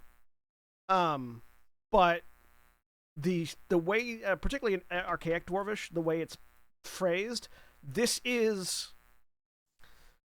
was written basically with the expectation that this will outlive me. So I'm phrasing it in such a way that if ever at some point this falls, it'll be appropriately written. But because of how long dwarves live, that's an expectation of longevity, not a mourning kind of thing. Okay. Perfect. Thank you. It's look at this cool shit that I made. It's gonna outlast me even though I live hundreds of years. Yeah. It's definitely one of those. It's one of those cultural barriers that often encounters that non-dwarves sort of have when they sort of look into the culture, because their phrasing and their language when translated to other languages sounds very like mournful or grim and dour. But it's less mourning and more setting an expectation. Yeah, that's what it says. It's not fatalism, it's just pragmatism. Yeah. Like, look, we build shit good. All right. Eventually, it'll need a marker. But I won't be around. Let's see if we can find a way, an entrance potentially around this lighthouse, since it seems to be marking out the city. And yeah, Valdeth will look for an entrance to the underwater city. All right. But likewise. All right. just looking around the lighthouse, going inside it, doing what do you? Yeah, going inside it, looking around it, seeing if there's any indicator of where the entrance would be around this thing. Check the outside first, at least. Grumman will, and then go inside. Go ahead and make me an investigation check. Say what he wants to. Will I get to apply stone cunning to this? Yes. Cool. So add 6 to this. I don't know. Is that a stone cunning or not? I don't. All dwarves have stone cunning. Okay. So add 6 to 18. Adds your proficiency bonus to any check, any knowledge. Well, it check. adds double your proficiency bonus to any basically to intelligence checks about the working of stone and et cetera, et cetera, et cetera. So we I think got it's primarily history, but it can apply to intelligence. It can apply to investigation for check, the same reasons. Oh, dip. I got a nat 20. I got a nat 8 and 20 bros. So that's a 32 if it's double proficiency. Yeah. Cool. Nice. Nice. You rolled intimidation there. No. No. Oh. Grumman did. Instead of investigation. It doesn't matter. So it's you know what? It does matter. It would be 1 less. So it'd be a 31. You have a -1 to your investigation. Of course I do. He's a -1 to his intelligence. Yeah, but have you met me? I don't know. I figure Grumman might be proficient, but no. No, he's insightful. He's not good at investigation. I can read a person. I can't read a book. Yep. I That's can exactly read it. People are fucking mysteries. Look, why not to both? After 2 centuries of keeping bar, he has learned don't ask questions that you don't want the answer to. Okay, that is legit. Ithram, you are obsessed with the stonework of this building. Like This is impeccable. you can tell He's how just old stuck it on is. one corner. Yeah, like you can tell how old it is, and it's still in pretty. Like you could still like if you wanted to convert this to a house, you could still live in it. Like it's certainly showing its age, but it's not about to fall over. That's what they say about me. So you're just really obsessed with the mason work and investing in that particular aspect of it. Everyone I have else. some books about this inside I can share with the Oh Legion. no, Titania is looking at moss that is growing in between some of the rocks. That's what I'm obsessed with. I didn't roll. Oh, okay, yeah. I didn't even try. Leaving. No, I'm looking at moss. But look here, Titania. Craig, to be fair, you could have just said that without the accent. Yeah, fair. And it would have applied to both of us, but still. Very fair. Vespia with a 16. You go into the lighthouse. It's a pretty nice view. Like the inside of the lighthouse is actually a lot more open than it looks like on the outside. On the outside, it looks like a solid stone structure. But once you get inside, you actually realize that what they've done is they have arranged mirrors in hidden places so that if you are on the first floor, you can see as if you were looking at off the roof of the tower. There are just like mirrors lining one wall that is just reflecting up to the top of the tower and giving you a view of the ocean when you look to that side. And it seems like they've done it with like it's slightly off angle. Like looking at the angle, it looks like there's probably they're sort of like mounted to the wall, and like the above it's like sort of like a shelf. You imagine that there is some amount of telescoping glass work built into the wall that bounces the image back and forth a few different times before it hits just the right point to sort of project out onto these mirrors. So you know, like that's just you guessing. You're sort of like struck by this fairly ingenious idea of being able to see from the top while you're at the bottom. Ithram, it's nicer in here. But the stone, it's so clean cut. Get over it. Sin, as you come in, you're seeing that as well. You're also seeing that there's a lot of mechanisms like hidden clockwork in this tower that you're not seeing but you're hearing. That's still active. Okay. Like this is not a dead building. It is still maybe not in use. It doesn't look like it's in use at all, but it is still active. which sort of seems odd to you, or at least potentially hopeful, maybe, depending on how you want to interpret that. Valdeth, the next highest.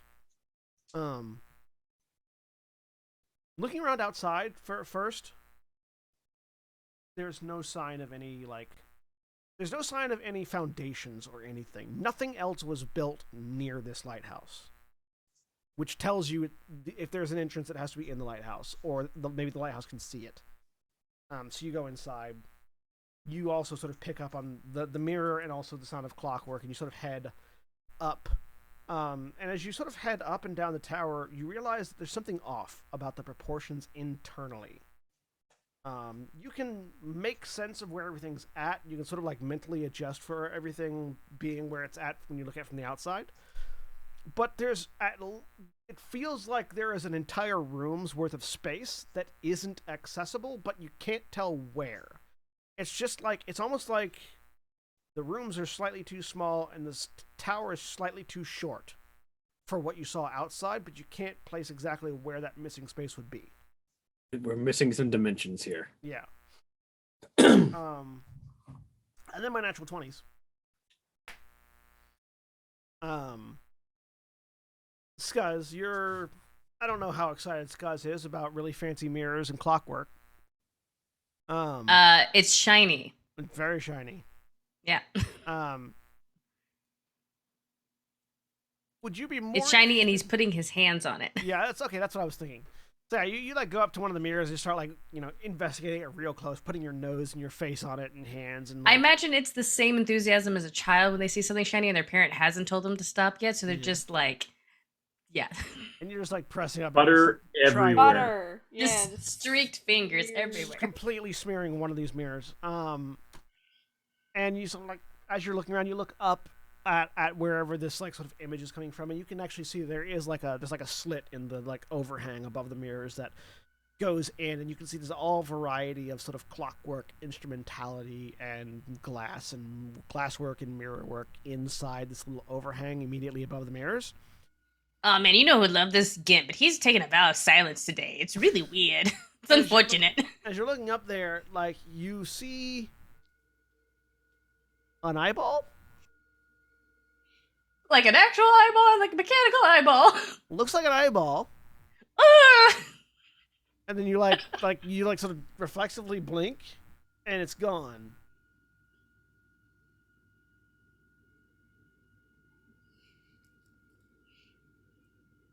I want to go find that fucking eyeball. Where's the eyeball? It's somewhere in the interior. Scuzz shouts, "I found an eyeball!" And with my roll, was it Scuzz's eyeball reflected up there? Or Grumman's? No, it was not Grumman's eyeball. No, Scuzz. I was wondering if Scuzz was seeing his own eyeball. Oh no, it was not Scuzz's eyeball. Okay, all right.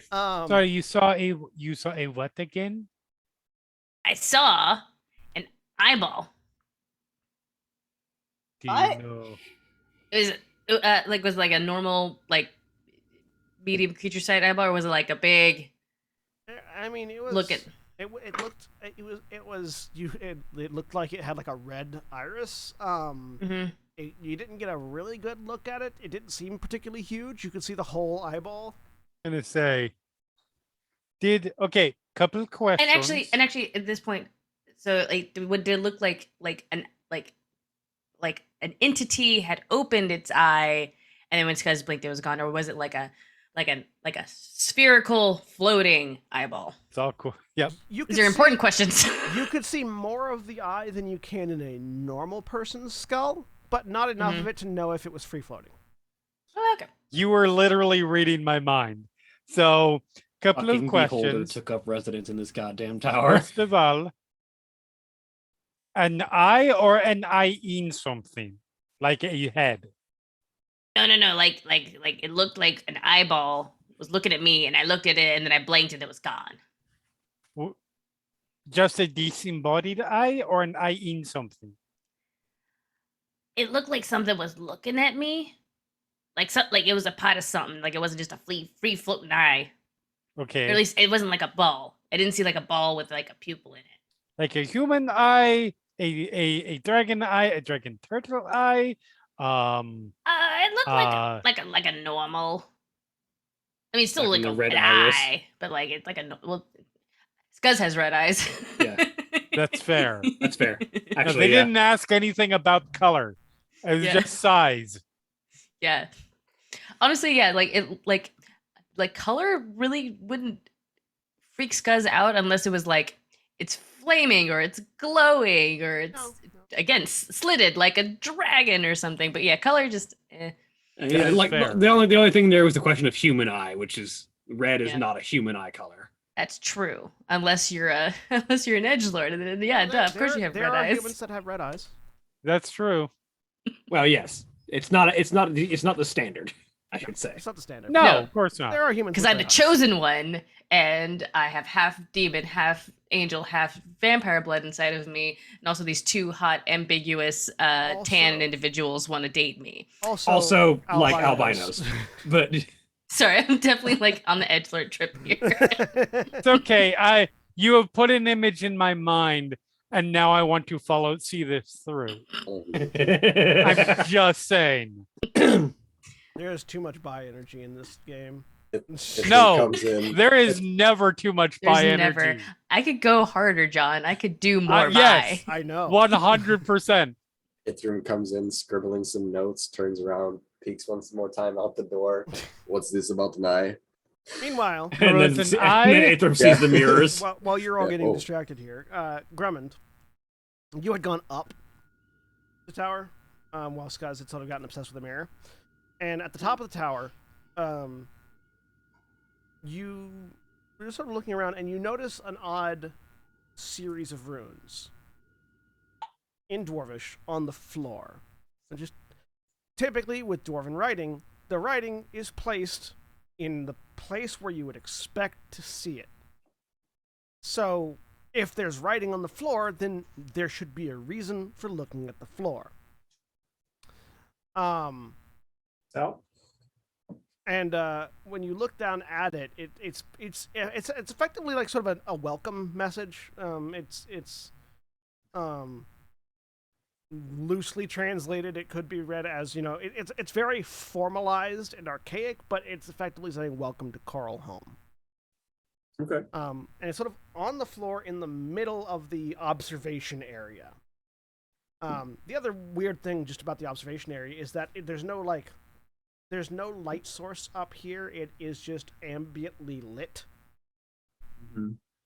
Like there is just like a permanent light spell effectively affecting the entire upper floor of this lighthouse. But there's no like crystal or torch or anything like that. The mirrors aren't bringing more light up. No. Do I see any sign of anyone? Especially now that I know that there was an eye spotted. No, you don't see any sign of anything or any person here. It looks like this place has been abandoned as far as you can tell. Like, you can definitely hear the sounds of clockwork, and you can tell that the place looks like sounds like it might still be in use, but it doesn't look like people have been here in many, many years. And then you hear the commotion downstairs about an eye. Anything else that I spot? Nothing different from what everyone else is seeing. That lettering is odd lettering on the floor is basically the big thing that you see. Can I sort of poke around on or I'm up above and I'm looking down, right? Yeah, it's on the floor of the upper level. Is anything about it, understanding that it's Old Dwarven, but is anything about it odd? Like, are there any odd accents or anything that I might think would be a switch or make an insight something check. to interact with? Make an insight check. Because you're trying to interpret the language. Because what? I'm sorry? You're trying to interpret the language, so give me an insight check. Yeah. I will guide myself.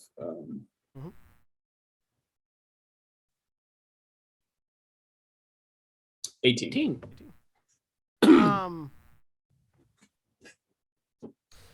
It's in a square pattern, which isn't unusual But it's in a square pattern framing nothing. Just like one 5-foot square of the ground, of the floor up here. It's just this writing in along the edges of it, which is odd. None of the words, actually no, the word for welcome does stand out. It's an archaic dwarven word that can be read as welcome or enter. Okay. I will walk over and stand on that 5-foot space while the others. Valda's been going up and down the tower. Would she be roughly upstairs at this point to see this? That depends. How concerned are you with the fact that Scuzz saw an eyeball?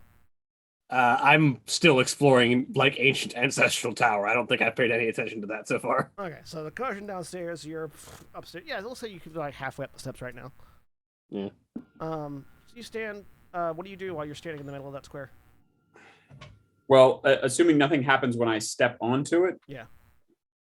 I will say the word for enter or welcome. All right. How do you? So basically, the way that changes it is the intonation, like what part of the word is stressed. Do you say it in the way that means enter or the way that means welcome? We'll do enter first. Okay. You say it in the word that means enter, and nothing happens.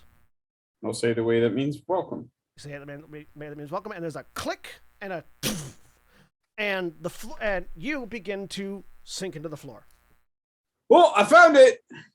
Valdeth, you come up the stairs. Are you staying on this, whatever this is, Grummond, or are you getting off of it? I'll stay on it. All right, so Valdeth, you make it to the top of the stairs just in time to watch Grummond's head disappear below the floor, and the floor close above him. That's cool as hell. All right, everybody, I think we found the way in. Oh, not the eyeball. Okay. You should know. Oh, no, the eyeball was a bad an thing. Eyeball. It's either like an eyeball or there's like, the lighthouse is haunted. There's a phantom in the lighthouse. That's my favorite Red Bradbury story. Well, we've got a cleric now, so we should be okay. Meanwhile, Grummond, so you are being basically elevated down through a very intricate series of clockwork. Are you making any sort of noise while you're doing that, or just watching it and enjoying it? No, okay. I'm just. I mean, just watching. Okay, I didn't know if you were humming or anything. All right, so yeah, you're being fairly slowly, but comfortably elevated down. And as you're watching some of the clockwork moving around, and you also see an eye looking at you from inside the clockwork. What can I tell about it? Well, it looks like it looks like it was at one point a humanoid eye. It is currently attached to a series of like a metal tubing and like a clamp that's holding onto the back of it. And this sort of iris is like looking at you as you're elevating down, and just it's following you with its gaze. Grumman waves at it and says, "Oh, hello." In Dwarven, we'll say, "I'm Grumman Bellmender. I think I might be great, etc. Grandbaby of the folks that lived here." It disappears into the clockwork. That's rude. Grumman will raise his hand to his ear and go, "Oh, right. So when you get..." "Nope, they didn't give me one," and put his hand back down. Several on the first floor can hear like sort of a muffled sound coming from one of the walls. It's sort of like in a heading downward fashion. I should have taken stone shape. Shoot. Have wizard stone shape, but I don't think they'll appreciate that. Have it right now. Drummond? Can I hear that at all? You hear muffled sounds. You don't really hear like anything specific. Okay. No, nothing that sounds like my name. No. Yeah, Valdeth will sort of stand in the spot that Grumman disappeared from and examine the wording on the ground again. Yeah, you can now that it's been sort of, you saw where Grumman disappeared, you can see the same phrasing. All right. That makes sense. And she'll step off the platform for a second knowing what happened when he did that last time, and look over at everyone. So this word here is either Varek or Varek, and it depends to which way you say it is either welcome or enter. And I'm willing to bet one of those was what opened this door, based on the way that the wording is laid out here. Just make sure you say the right one. And she'll step over onto the platform again and try it. How many of you went upstairs when Valdeth said there was a door or a platform? Vespia went. Yeah. Eventually, yes. Okay, so we'll say most of you are aware of this now. We went up to warn her about the eye. Yeah. So Valdeth, you step back over. What do you say? We'll go with Varek as welcome rather than Varek, which is enter. Varek, and you begin to get lowered down into the floor. You all watch as Valdeth is lowered on this single-person elevator, and then after enough clears that her head is gone, the lid closes. Oh. So Okay. which one are we saying for which version? The one she just said. Yeah, that. I hop on. What does the other one do? Wrong. Isn't what Grumman did, apparently.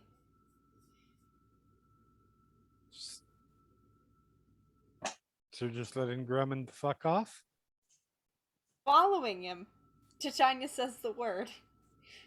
Alright. You say, do you speak Dwarven?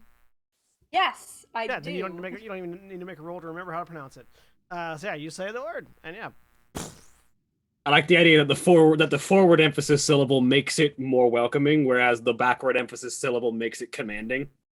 So it's welcome versus enter. Yeah. Makes sense. Come on in. Get in here. Vespia will step forward and do it.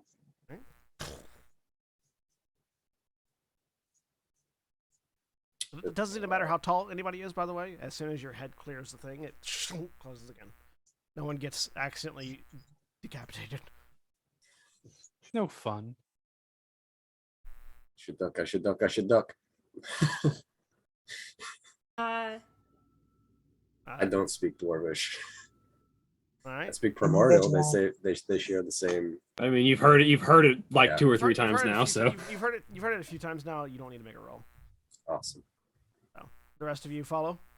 All right, yes, I'll follow. I make sure Scuzz is up before I head down. Because it's just, you're like, oh, we need to make sure Scuzz is here. It says next to you. It's like, what? Because he's already like standing next to you. I forget how quiet you are sometimes. I compensate by being very loud with my voice. All right. So the rest of you. It's follow. all the butter. I'm so greased. I don't squeak. The rest of you follow down. Grumman, you're the first one out. None of the rest of you see the eye, by the way. Grumman, you're the first one out at the bottom. As the elevator stops, you find yourself in a stone corridor that extends out towards a door that is yet again decorated in dwarven runes.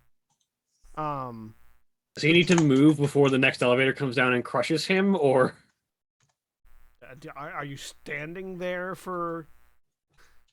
I can't hear you, Greg. You're muted, Craig. Yeah, no, I obviously am stepping out of the shaft. Yeah, so you step out of the shaft. Continue on down the hallway for a little bit. After a few minutes, Valdeth hits the stone tunnel as well. Are you step out?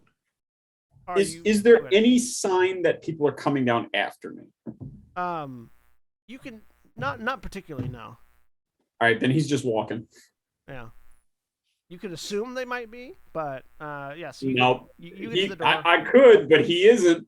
You get to the door well before Valdeth gets down. The dwarven here is another sort of like This one seems all it's another one of those like sort of moratorium style like tribute sentences.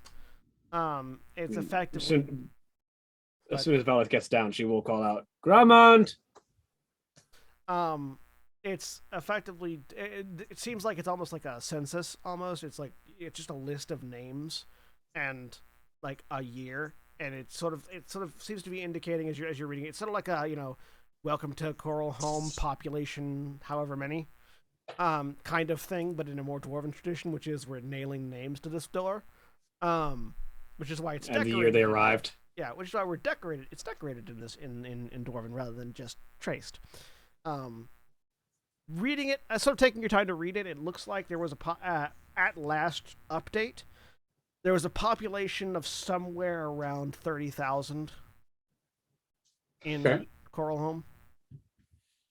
Any indication of how long ago that was that I can determine? The most recent date is not on a calendar you recognize. Yeah, that's what I was afraid of. So, if you knew more about history, maybe you'd be able to identify when that calendar was, but it's not one. It's at the very least, it's one civilization worth of calendar ago. All right. Do I hear Valdeth calling out by this point? Yeah, by the time you get done reading, yeah, you hear Valdeth. Oh, down here, Valdeth. I found a calendar, but I can't quite make it out. Hold out. Valdeth will make her way over. Everyone else is coming down behind us. It's not too far away from the elevator. It's just down at the end of this hallway. If I look up while I'm on my way down, by the way, would I see the other elevator coming down above me? No, it's roof. It's self-contained. It's not like just like a lowering platform. Correct. The lid that slides on is also a roof, and so you get two things that sort of comes down with you. And also, the path isn't linear.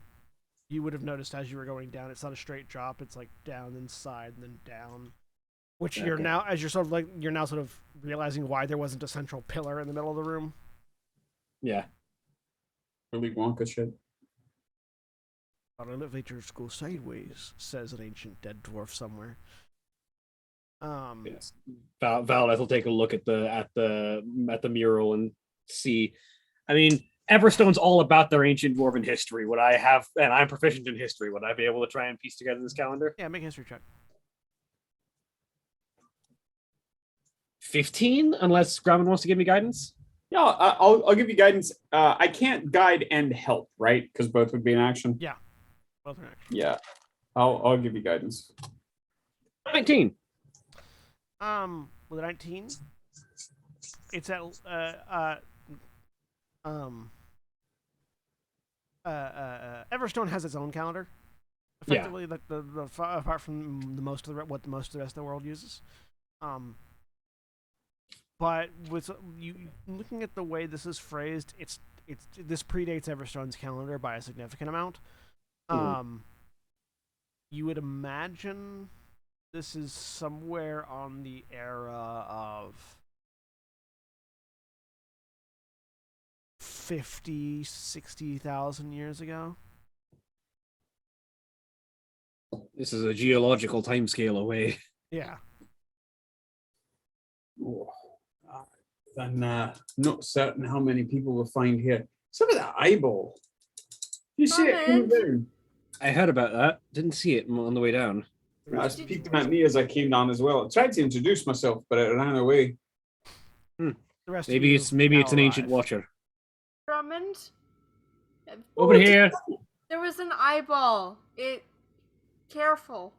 Oh, I was looking at me as I came down as well. You wait, what? I was in the clockwork in the elevator. I didn't see that. If it was in the clockwork, it might be some kind of like protector built into the city, potentially. Maybe an observer. What was around it that I could see? It was on like a stalk? Yeah, it was on like a mechanical stalk. Okay. But the eye itself looked organic? Yes. Okay. It's the Jabba's Palace observer eye. I was on some sort of mechanical device, but the eye itself looked squishy enough.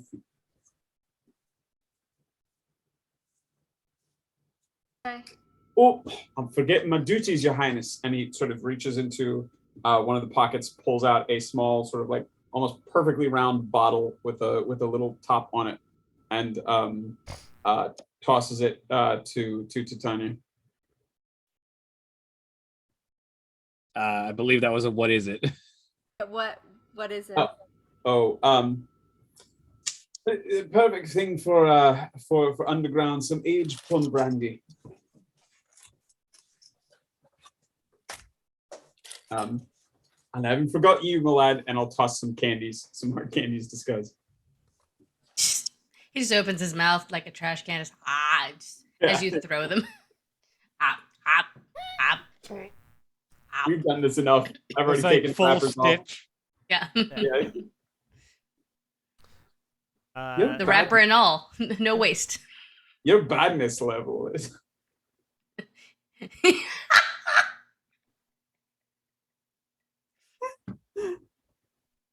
This guy's just dumb. He's not bad or evil. He's just dumb. Your soul coin level is unusually high for someone of your size. Your butter level is really high. That's it. Oh, that hurts. So Paula Dean doesn't even have. There is a large door in front of you. I'm gonna. Valdez will look and see if there's a mechanism to open it. Not that you can see from this side. There are the ancient dwarven word push on either side of the. I was gonna say, okay, then push. Yeah, Sin's gonna walk up as they're studying and not even be able to read dwarven. It's just gonna go push. Yeah, Grumman's like, oh, I know how this works, and just say the word push aloud and wait for nothing. There is a not insubstantial amount of resistance to the push as you begin, but it's not stopping you. It's more like ancient springs or gears that haven't been operating in a while. As you push open the door, Jimmy and I know how that goes. This is true. As you all push open the door and step in, the first thing you realize is that you are underwater. The second thing you realize is that the water's not on you. As you open the door into what seems to be sort of a glass-domed walkway, the floor is continued to be lined with this stone, but there is just see-through glass tubing above you, reinforced at regular paces, leading down sort of a thoroughfare, and on all sides of you, you see what now makes sense for those coral towers you were seeing: stone structures, massive towers, and like civic infrastructure, all encased in various forms and shapes of glass. You have reached Coral Home, the underwater city. Whatever we do, we cannot have a fight in here. Fight them all. I'm gonna look for the dwarven script that says "No gods, no masters." It's on the floor. Only thick thighs. Sorry, that's a meme. That's a stupid meme. It looks like looking at it from here, it's a fairly impressive sight. There are several towers that breach the upper sea level line, water line, the breach into the sky. You can see off to the left the actual the sheer wall of like the actual what's the term for like the continental shelf? That, yeah. As this seems to have been built into a sort of the beginning of a trench just at the bottom of the drop off, basically from the coastal shelf, and just open water and sea and sea life off to your right. So wall of earth on the left, sea life on the right, city ahead of you. I'll have to put a hand up to the glass to see how tempered it seems. Stuck in the middle. It's fairly cold when you put your hand to it. Puts a whole goblet of face. Yeah, if she taps it, does it seem incredibly thick?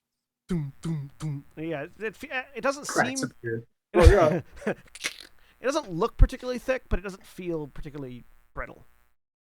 Is there slightly less of a joke? Is there anything in Dwarven that's like "do not tap on glass" or? Absolutely. There's like a small like sign off to one side just says "Don't touch glass." I will translate that very clearly for Scuzz. Right next to Scuzz, whose face is on the glass.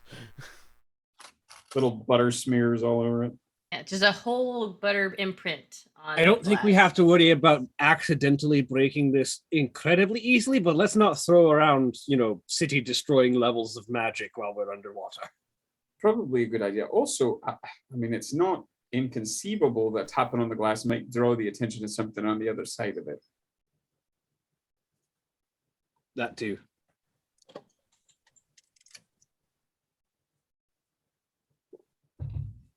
All right, let's move on. See what the city holds for us. Any sounds of movement or anything? Obviously on this side of the glass, I'm sure it's outside. Sorry, Mara, you had your hand raised. Oh, Titania's staring out toward the ocean side. I want to look at all the sea creatures. Is there a kraken out there? I got a perception check.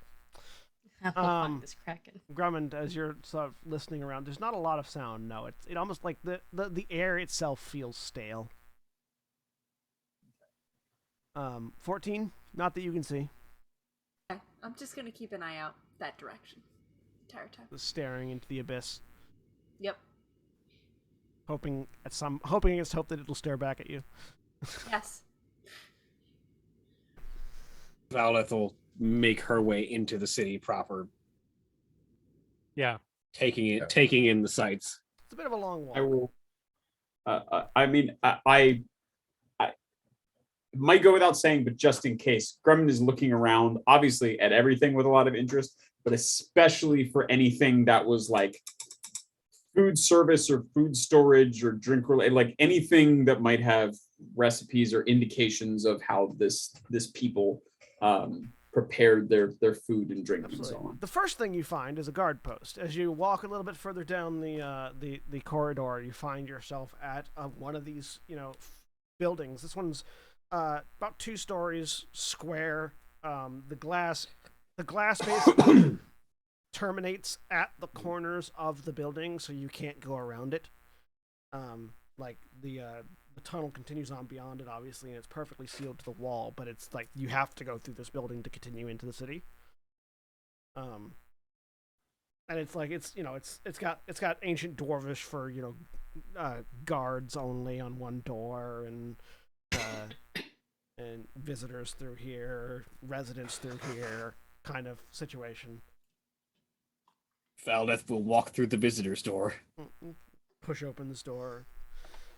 Oddly, doesn't fairly well greased for a door that doesn't see any use. Just grab Scuzz, rub it on the joints.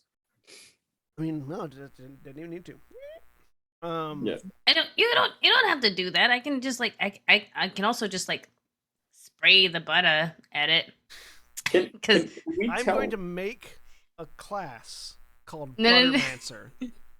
Or it's just grease. It's just the grease spell.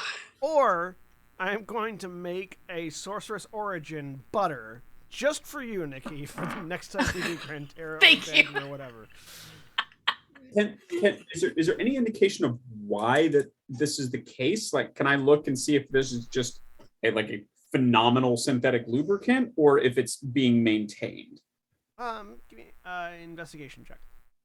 Okay. Can I argue for proficiency on it from my Tinker's Tools, my 8 different tool proficiencies? Yeah, we'll say Tinker's Tools. We'll say Tinker's Tools with intelligence. Okay. Good old intelligence. Yeah, my best. So this will be at a additional 6 over whatever it is. That would make it a 25 because I got another natural 20. 20. With natural 20, it's maintained. All right. So Grumman will stop looking at that and say, right, well, here we are. Just to let everybody know, if the eye wasn't enough, someone's looking after these things. Smells stale down here. I don't know how many people or what sorts of people are left, but somebody's here looking after this craft work. There might be constructs designed to maintain the city even in the absence of the people.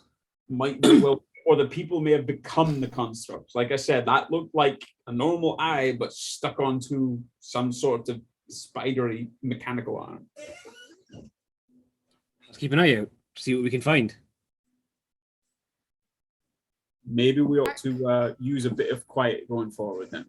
Do you want me to check and see if, like, disembodied eyeball thing, if it's like necromancy or anything like that? Are you going? Can you commune with the land from a stone city? That's a very good question. It's a very good question. I don't know if I can actually. Let me look at the spell description. You have to have direct contact. Like, in caves and other natural underground settings, the radius is limited to 300 feet. But this is not natural. Yeah. That'd be up to you. You briefly can warn that's nature fair. and gain knowledge of the surrounding Doesn't function where territory. nature is In the replacement. outdoors, the spell gives you knowledge of the land. In caves and other unnatural things. It wouldn't The work. spell doesn't function where nature's been replaced by construction, such as dungeons and towns. Okay, never mind.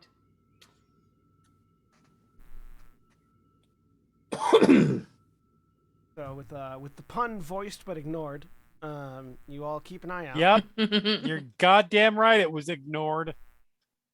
As you enter into the guard post here at Coralholm, not quite certain what you'll find on the other side, and expecting eventually a lot of constructs. And that's where we'll end for this week. Say goodbye, everybody. Bye. Good.